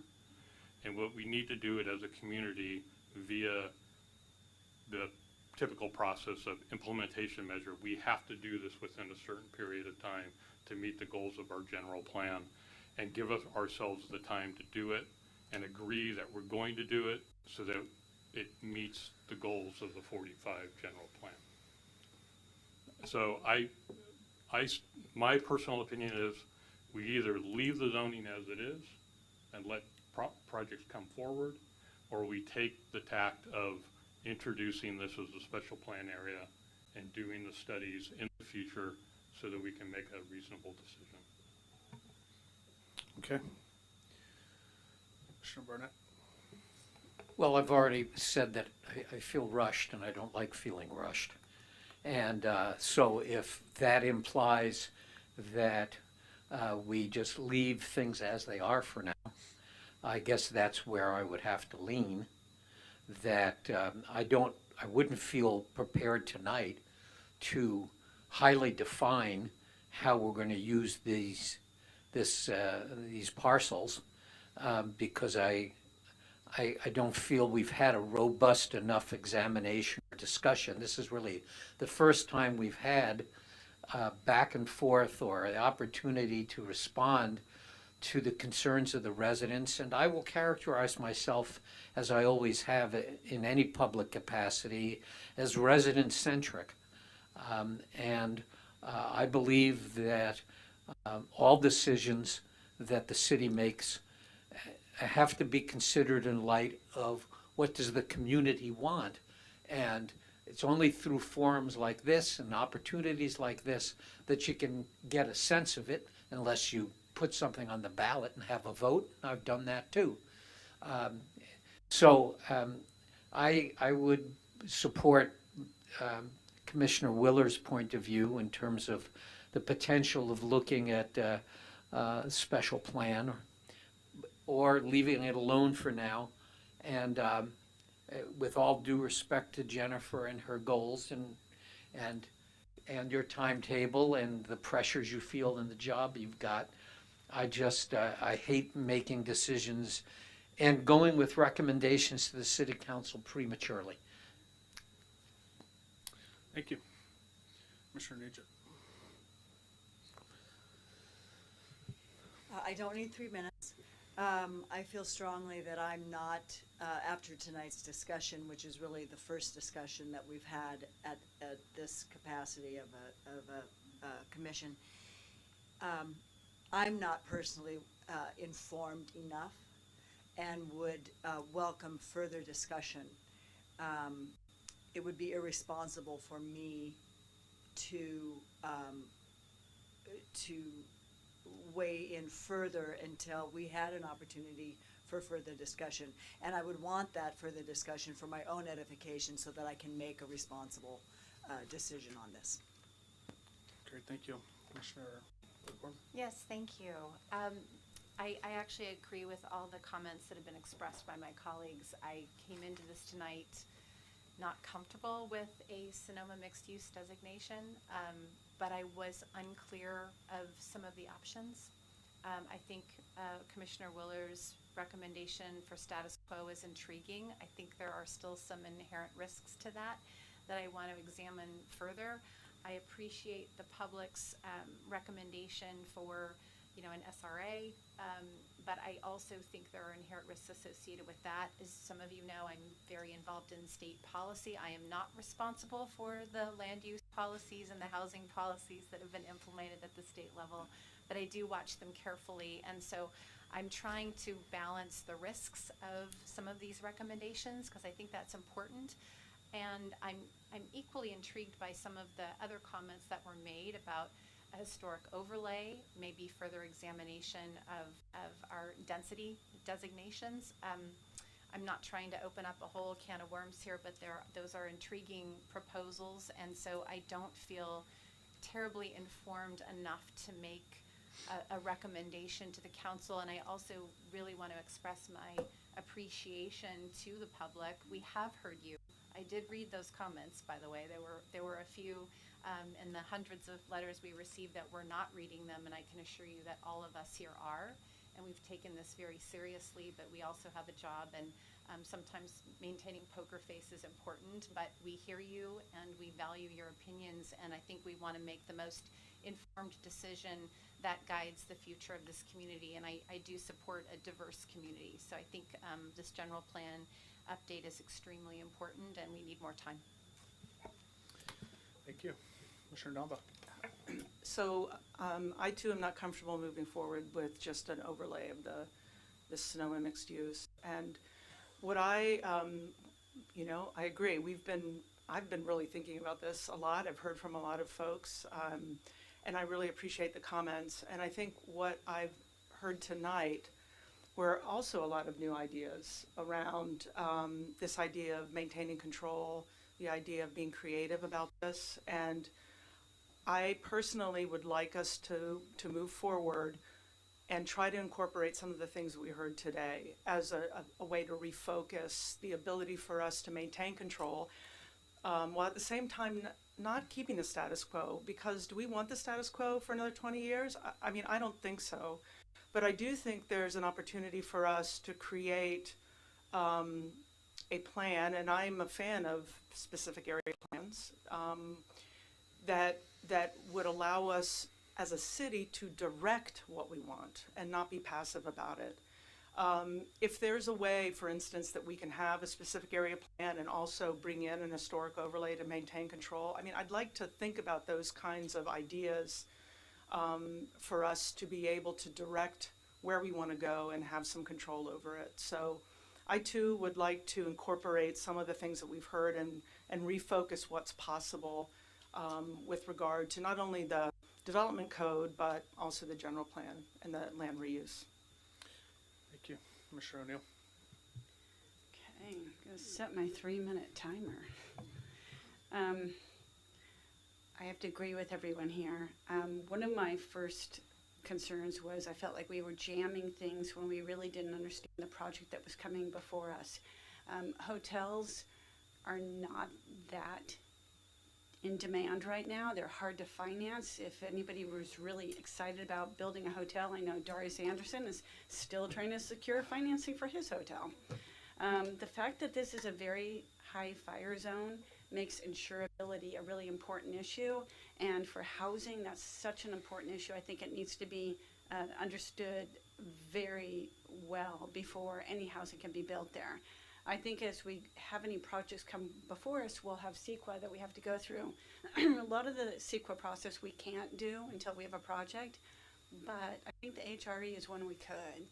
I'm wondering how we could possibly, because the site is there, that's not going to change.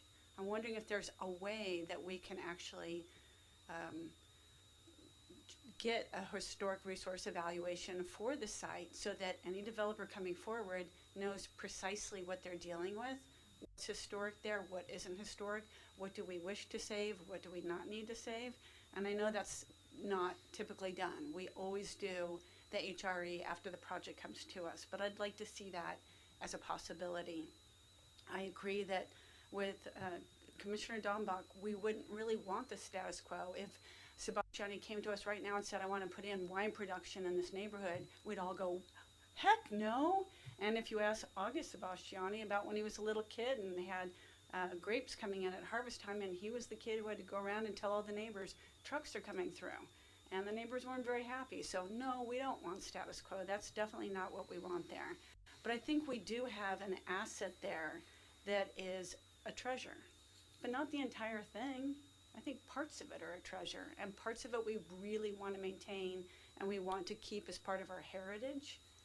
And then other parts we want to repurpose and see them flourish and be more useful going forward. So I'm not ready to jump into the Sonoma mixed-use commercial whatever zone.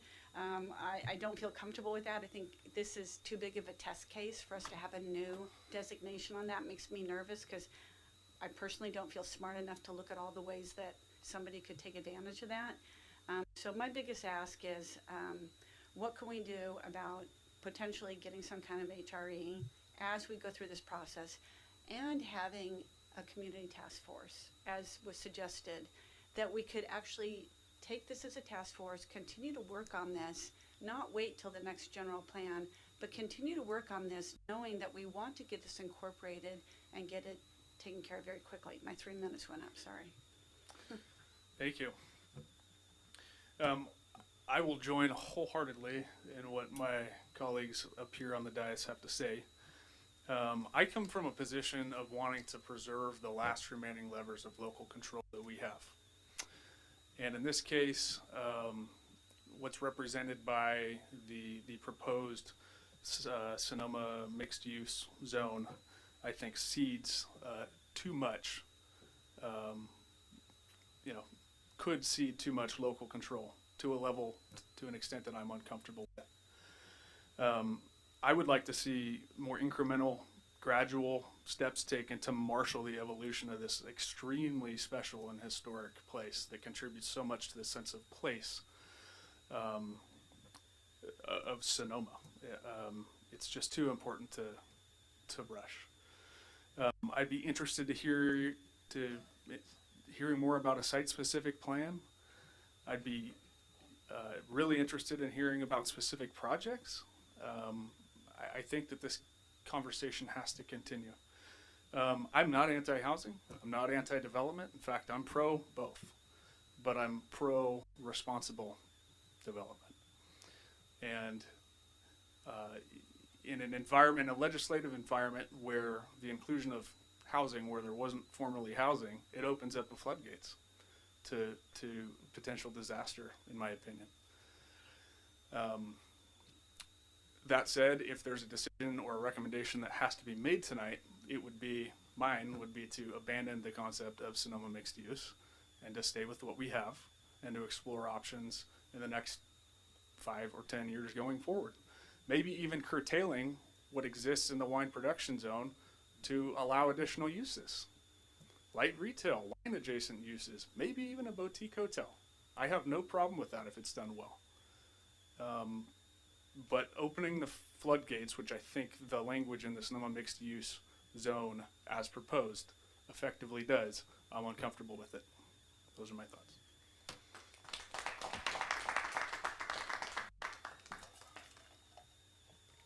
You want your summary now? All right. So I heard mostly keep it the same, but there's a but there, right? It's continue the conversation that it's going to change, and helping it to change in the way the community wants is important to the Planning Commission. That can lend itself in different ways. Right now, it would be to just keep it the 3 different designations it is right now, and then 2 options. 1, a project gets proposed for that site. Another option is that go back to the table. If we did do a specific plan, we would need to get budget to do such thing. Or we would wait for a project to come through. So there's different options out there for this. I'm sorry that you feel rushed, Larry. I don't want you to feel rushed. I don't want you guys to feel rushed on any of this. I know it's a big deal. I know that it's 20 years of planning into the future that we don't know what that looks like in the next 6 months. And I know that's really hard. So I recognize that. So that is what I heard. I do have questions around what that looks like, just because part of that change that is being proposed that Sebastiani Historic District is all currently zoned actually wine production. And so one of the changes that was being proposed is to modify that wine production on those lots to residential low. So I wanted to clarify that keeping that change is still good to go.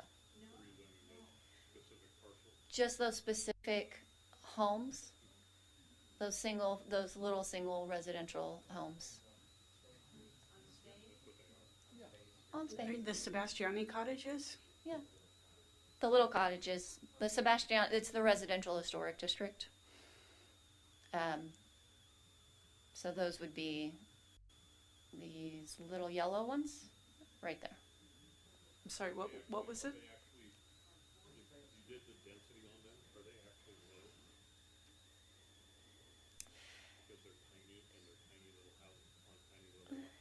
But they're consistent with all the low that's below it. That density might be 15 units to the acre. It might be 10 units to the acre. I think it's around the medium. It's between the low and the medium. But it's reflective of the zoning that's across the street. So that's what that small change that I just wanted to make sure that I clarify. If those little yellow. If you're asking for opinions on that, Mhm. I have no problem converting what are currently residential uses to residential zoning. Okay. That's just double checking. I would join in that. Okay. I am doing some cleanup, so those were one of the things. So I just wanted to clarify that would still change. Okay. So I think that ends that discussion. I know it's 9:24, but I do want the other two lots discussed, please, if possible. The other two lots. The memo on the request on Level Valley, and then also on Sonoma Highway. I had it.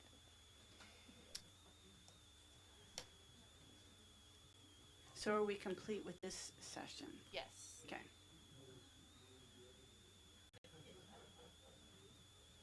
A 5-minute stretch? At this point, I will call for a 5-minute recess, but a strict 5-minute recess. Reconvene at 9:30, please.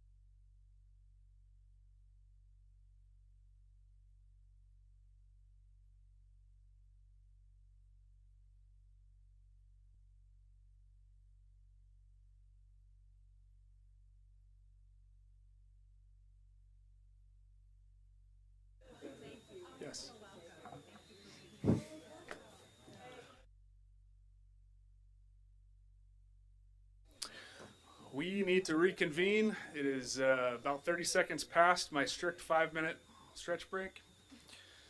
At this point, I'd like to thank the remaining members of the community who are in the room still, and thank you for your insight, thank you for your time, thank you for your care and consideration, and we're happy and we're glad you're here, and your opinions and your comments help us to formulate our opinions and move forward. So again, thank you. And with that, I believe we are still on item 5.2. We are still on item 5.2. In front of you right now is the memo that was written in regards to land use change requests that have come in from specific property owners in regards to their own properties and or in collaboration with the property owner. So the first one is 577, it's 2 parcels, 577 and 711 Lovell Valley Road. The request is from agricultural to rural residential. Staff did originally incorporate that into a draft future land use map for consideration to incorporate it into the CEQA process. The request came in late, and knowing that we would still have multiple opportunities to discuss, it is a request that would modify those 2 parcels. One is, both are smaller than the 10-acre requirement, which is a 1 dwelling unit per 10 acre on those agricultural parcels. And then the change of this land use property would allow 2 dwelling units per acre. I do recognize that that's a big change, but rural residential does allow continued agricultural use, which is currently being done on the larger of the 2 parcels. So that is one. The other one is on 19340 and through 19360 Sonoma Highway. These 2, the request came in to do a mixed use land use designation. There is mixed use on the property just to the south. That is a little smaller actually in the commercial component part of it. This is all mixed use down here. This whole area was identified as housing opportunity. I did double check. These lots specifically are not identified to meet our regional housing needs allocation, unlike the Montaldo property, which was. Housing opportunity is 30 dwelling units per acre maximum. A mixed use under the proposed change would be 25 dwelling units per acre, which would be a reduction of about 5 dwelling units on the specific sites. That request came in. Both of them have letters attached, and I do not see owner of Lovell Valley, but I do see the director of the Community Health Center. So with that, that concludes staff's very brief presentation. Great. Okay, any commissioner comments? Or sorry, questions? Commissioner questions based on the director's recitation? I do have a clarifying question for the first one, this 577. I just want to make sure I understand the image. Mhm. So when looking at it on the right side, is that 577, that property that has a home on it, and then and that's 577? This whole thing to here. Which one is 711? This one. This piece. Okay, so 711 already has a home. It's a smaller lot. So is that but it's all on the same lot? I'm just really confused about. It's 2 parcels. Okay. The lot line is right here. Okay. Right where you see those trees. All right. That's the lot line. And so the request is to change. So there's already a home on one of them. There is 1 home on this one, and then there's 2 small units over here on this one. And so the proposal would be to change. Let's just talk about the 711. That. The proposal would be to change that potentially to the rural, which would allow another unit on that, even though it's not 10 acres. I'm kind of really confused about this. Agriculture is 1 per 10 acres. The change of land use would allow 2 units per acre. So these 2 parcels are around 9 acres of land. That little parcel, 711, is 9 acres? No, combined, it's 9 acres. Okay. So for a total of 18. No. No. It's 9 acres total. Total 9, yeah. No. Oh, yes, sorry. Total Total potential. Total potential. Yeah. build out. Units is 18. Okay, and that's where I was going, thank you, but obviously those 18 would be on that open ag space, because there's already a home on part of it. Right, it would be on the space where the lot line is going towards Potentially. Sebastiani. Yeah. Mhm. Okay, thank you. On that note, do we know the intent of the applicants, what their intention is? Well, he says in his letter that he wants to continue the agricultural use. The issue is that if we change the designation, some future owner of the property then is governed by the new designation, not the intention of use. So what the present owner intends to do is less significant than what the zoning designation of the parcel is, historically. I have a question. The land to the south, is that county or is that city? County. Okay. And what is the zoning? It's their version of a rural residential. And do you know it what varies. the density is attached to the counties? Sorry, I was looking for Mr. Woods. He knows. I can't remember off the top of my head what. 1 unit per 2? True, something like that. Okay. So. So it typically 2-acre minimum parcels, Right. 1 unit, but it's heavily controlled by not public sewer. Okay. Right. So the allowed densities in the county and their version of rural residential would not be equal, but it also not wholly dissimilar from what they're asking for, right? So the difference would be 9 units. Does But it's this area typically have city more water? intense. I'd have to look to see if it's already serviced or not. I do not know off the top of my And head. it does not have city sewer? I, again, would have to look to see if it's been serviced or not. I mean, we do have lots within our city that are still not on city water or sewer. I'm just looking from a future development perspective. If it has water and sewer, and yeah, I'd like to know. It can have it. Where is it now? Where does it end? I mean, that could be cost prohibitive if it's too far away. And that's something, I don't exactly remember where it ends. I think it's gonna end probably at the development. If it hasn't already been extended, it'll end at the development that's just north of Sebastiani. That's where currently it ends, even going up 4th Street. It was just extended to Brazil this year. This past year. Any more questions for staff before we open public comment? Okay, this time I would open public comment. Anybody wanting to come speak on this matter? Good evening. Good evening. I'm Sarah Brewer. I'm the CEO of Sonoma Valley Community Health Center. Very nice to meet you all and be here. So we are federally qualified health center. We serve 6,500 patients a year, and we're also looking at the trends of healthcare needs in the valley, and are interested in expanding and providing more care and better serving the needs of the community, so we don't have to leave and go to other parts of the county.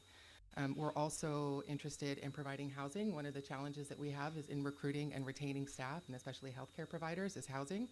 So looking to see if we can use this as an innovative way to retain staff and continue to provide the healthcare in the valley. That's our hope. Okay. Yes. So do you own these parcels? The health center own the parcels in question that are being considered for this change? No, we don't own them, but we are hoping to acquire them. Okay, so your intention is then to acquire them, and with the change in the zoning designation, have the opportunity to construct low-income or workforce housing on this parcel? Yeah, in addition to the clinic. How do you mean in addition to the clinic? Well, the idea, yeah, well, we haven't designed it yet, but the idea is to have there be housing and the healthcare provided there. Oh, so you would move from the location that you were in? No, keep that one as well, but this is just a few parcels down. Uh-huh, and so you would have both health-serving use on the parcels as well as housing? Exactly, on this one, on the housing would not be on the one that's existing. That's That quite would an stay. ambitious plan. Yeah. Well, we have a lot of healthcare needs that we need to Well, I address. understand yeah. in an era of federal government cuts to community health Yeah. centers. Yeah. So you have assume a robust fundraising plan in mind That's as well? the idea, yeah, along Yeah. with a lot of other Okay. innovative strategies, yeah. Okay, thank you. Yeah, thank you. Thank you very much. Yeah, thank you. Appreciate it. Any other members of the public? Mr. Grandy, come forward, state your name. Art Grandy.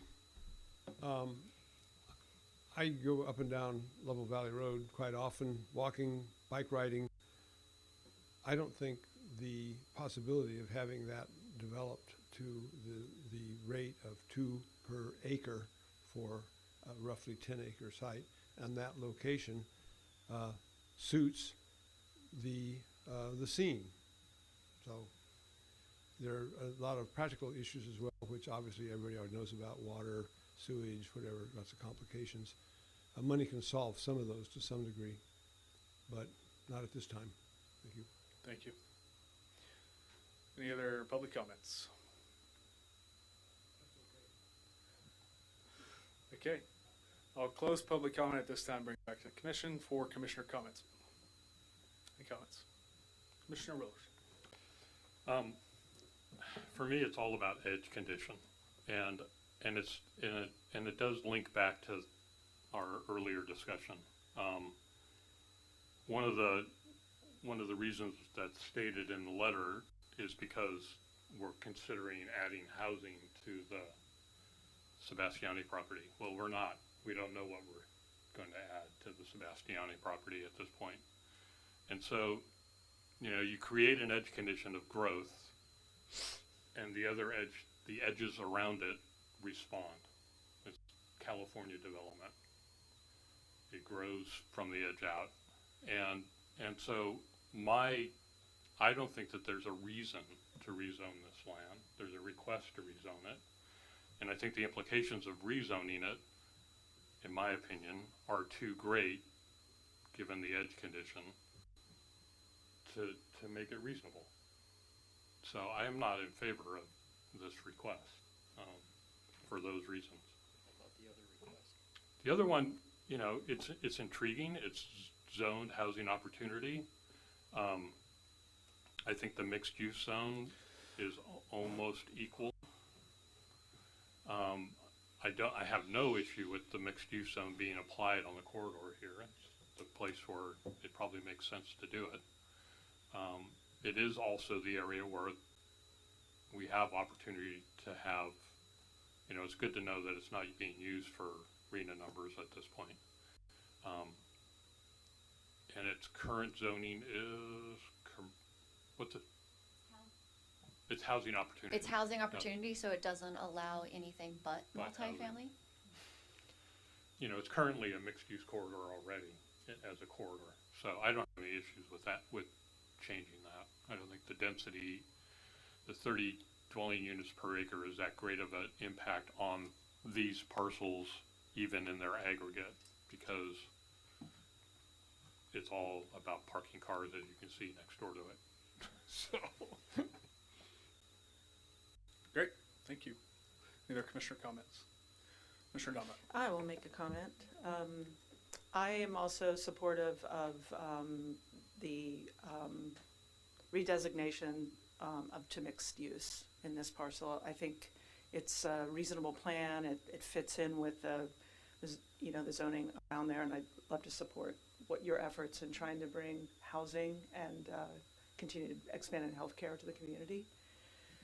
With regard to the other property, I would agree. I think that I was also moved by the fact that this is a zone where we need to have perk, and we need to recharge our aquifers. And I think we need to really pay attention to that, especially here in the south end where our aquifers are really drying up, the deep aquifers, and soon seawater will come in, and that will affect our ability to be agricultural. So I really don't support that change because of the density that would be impacted there. And not knowing about the sewer or the water also adds to that. And thirdly, this idea that we also have to really think about our other water resources and our environmental resources, I think are, for me, it's not appropriate to approve. Commissioner O'Neill? I'm in agreement. The Arnold Drive, that sounds like a great opportunity. And further up the street there is some of the live-work condos that, there's a mixed-use area there. So that just, to me, looks excellent. Lovell Valley, as a runner going up and down Lovell Valley, we call it Lake Lovell. And if you ride your bike or run out there right now, it's a very large pond. And you have to time it to get through before the cars spray you. That area definitely has some water pooling issues, and I think that there's just too much that we don't understand there to be able to jump and just say, yeah, let's go ahead and do this, especially not understanding the intent and where it's going to go with it. If we just go ahead and say, yeah, they can develop this property and put 2 units per acre, but we don't have the infrastructure to deal with that water, and we don't have what we need to make sure that the runoff goes somewhere, because if it's not going to go out into those vineyards right now, where's it going to go? So I'm definitely not okay with making any changes on that until we have a much clearer picture of it. Your comments? I concur with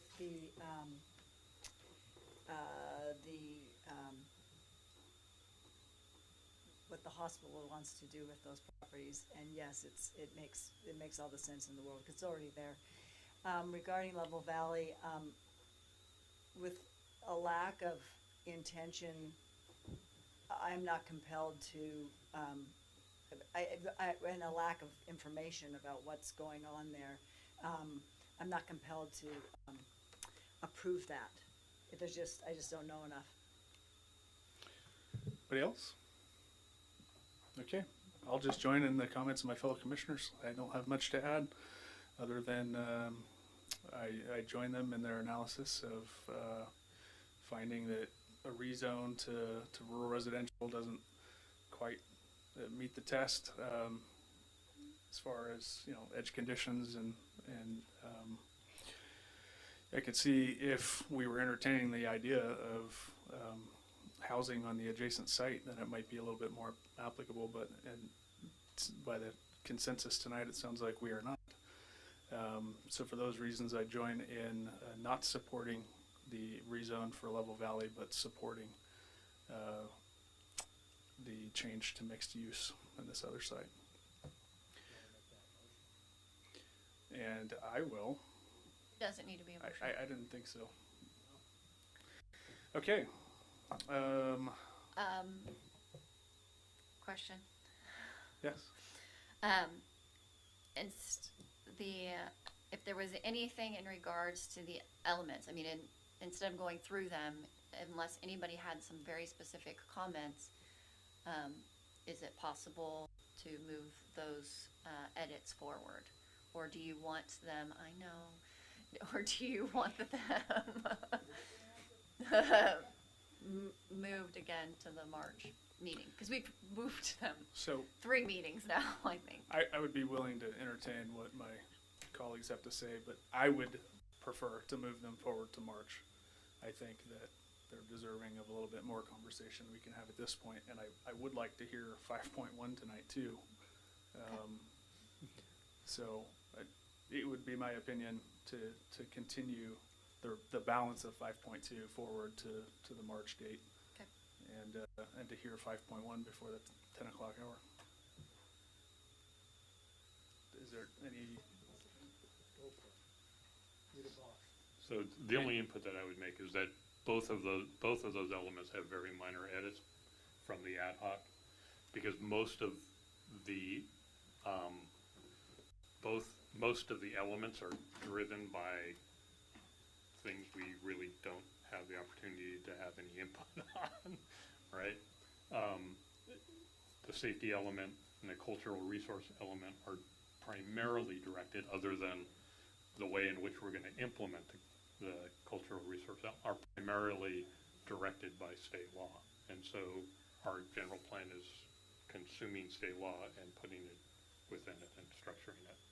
So I think the discussion would be relatively short around those two, because the edits are so minimal. In fact, one of them we didn't really even edit.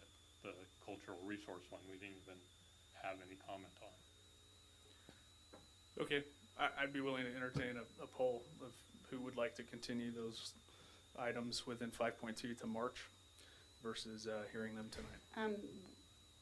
I want to understand, if we do hear them tonight, what happens with 5.1?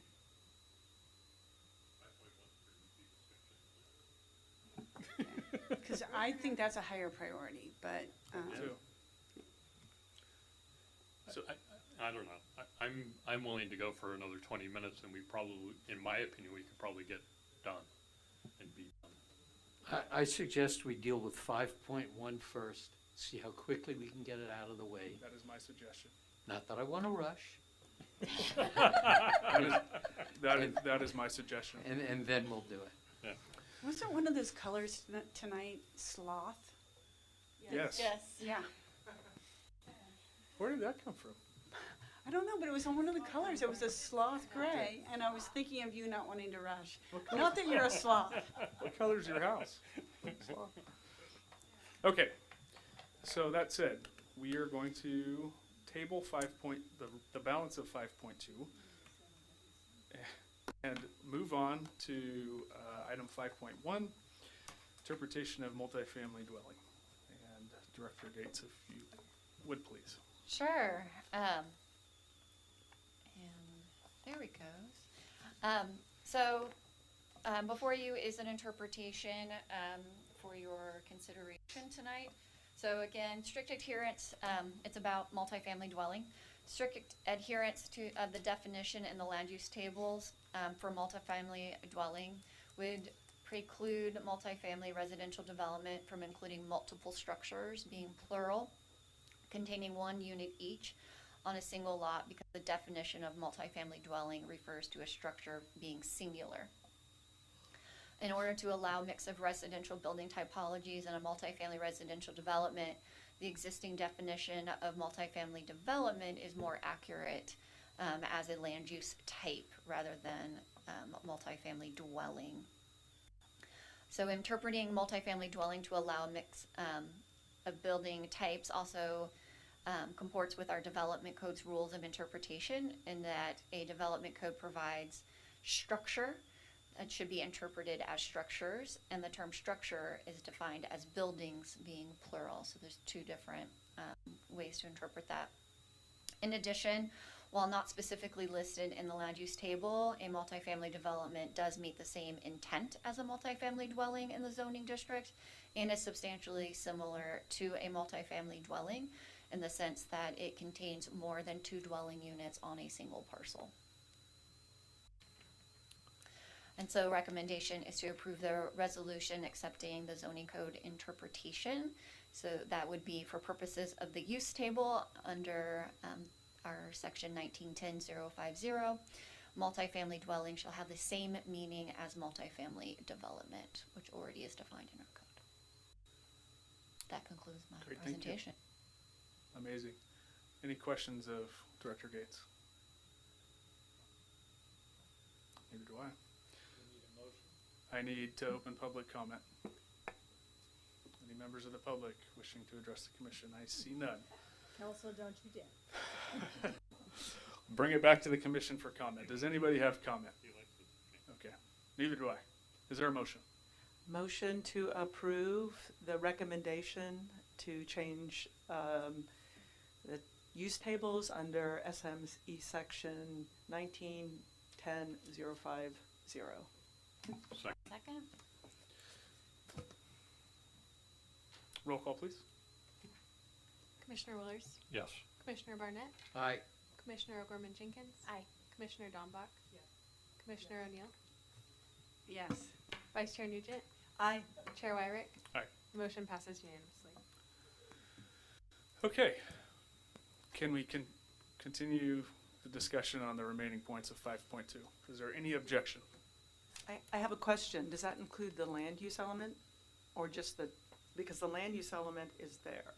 So that's 3. So, my recommendation is let's do historic and safety. I'm fine with continuing for the 4th time the land use element. Or 3rd time. I don't know. I think we started in December. But we'll get there. But these 2 I think are really short and I think we can get through them. Is there any objection to hearing those 2? Okay. And the first being historic and cultural resources. Anybody have any comments? Because this one's the easiest. I did present it to the Historic Preservation Commission the last Friday. They do have, obviously, there are a number of edits, so I will be incorporating those in the edits that will go into that final version. And it's more for clarification purposes and some key terms around like cultural landscapes and intangible resources and different things that aren't quite in here. I just have one comment. Sure. And it just it was just a flag as I was reviewing it, and I don't have any. There was a reference on page 138. Can you give me the yeah. little? Oh, sorry. It's the actions in support of goal SA-2, item C. Oh, back down. I swear this is quick. It's just the way my brain Wait, works. are you talking about safety or housing? No, I'm talking about, I mean thought this was historic? cultural. I thought this is historic. Yeah, HC. HC? Yeah. 2? Okay. Yeah, HC 2. Go down to goals. It's just a point of clarification. Keep going. Yep, next page. C. You have reference to Senate Bill 18. There's no Oh. reference to Senate Bill 18 anywhere else in that whole section. Okay. So I just don't know what it is. I thought maybe we wanted to explain it at some point. Okay. So I would just make a note. That's my only comment. All right. It's again, bills always kind of stand out to me. So, but I couldn't find it anywhere else in the draft. So I thought we might want to reference what it is. Okay. That's all. Thank you. Sorry, everybody. I know, right? I did. Any other questions related to this? Do you want to do the other one?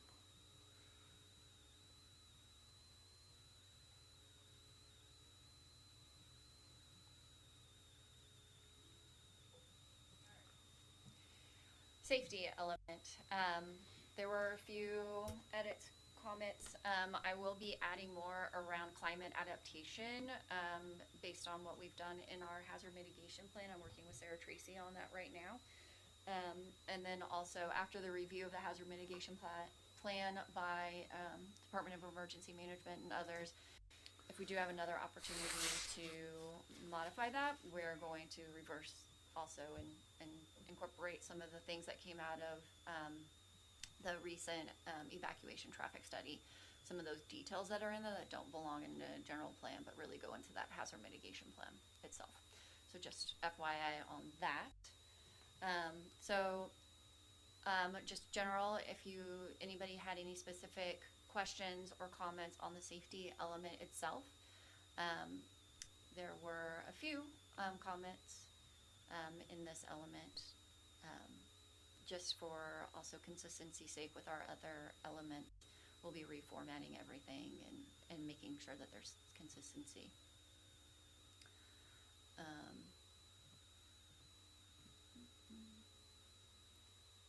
And so there's just been just small little edits inside. Anybody have any questions? Any questions? All right. I think I have to reopen public comment for anyone interested in commenting. Okay, we'll close public comment. Commission comments. Hearing and seeing none. Director Gates, are you satisfied with your feedback for those two elements? I just want to note that it took 2 minutes. I want to say the ad hoc rocks. Yes. Go ad hoc. All right. We have a 5.3. No. We do, but I can continue that one. Let's that one's continue really that. going to be I'm sorry, I just that's looked really down and saw connected it. to the land use element. Okay. So 5.3 is to be continued With the land use element. with the land use element. No objections? Okay. All right, director comments and announcements. I can't think right now. Commissioner reports and comments. I will just quickly say that I think Jennifer's doing an excellent job marshaling this general plan process through, and it takes some serious patience to deal with planning commissions and all the various other commissions under your purview, and interface with our consultant, and be an intermediary between the city, the various powers that be, to include the city council and all your commissions. So we think you're doing a great job. I think you're doing a great job. I second that. Thank you for your tireless efforts, and keep up the good work. Hannah, you too, I guess. And on that note, Motion to adjourn. Motion to adjourn. All right, so moved.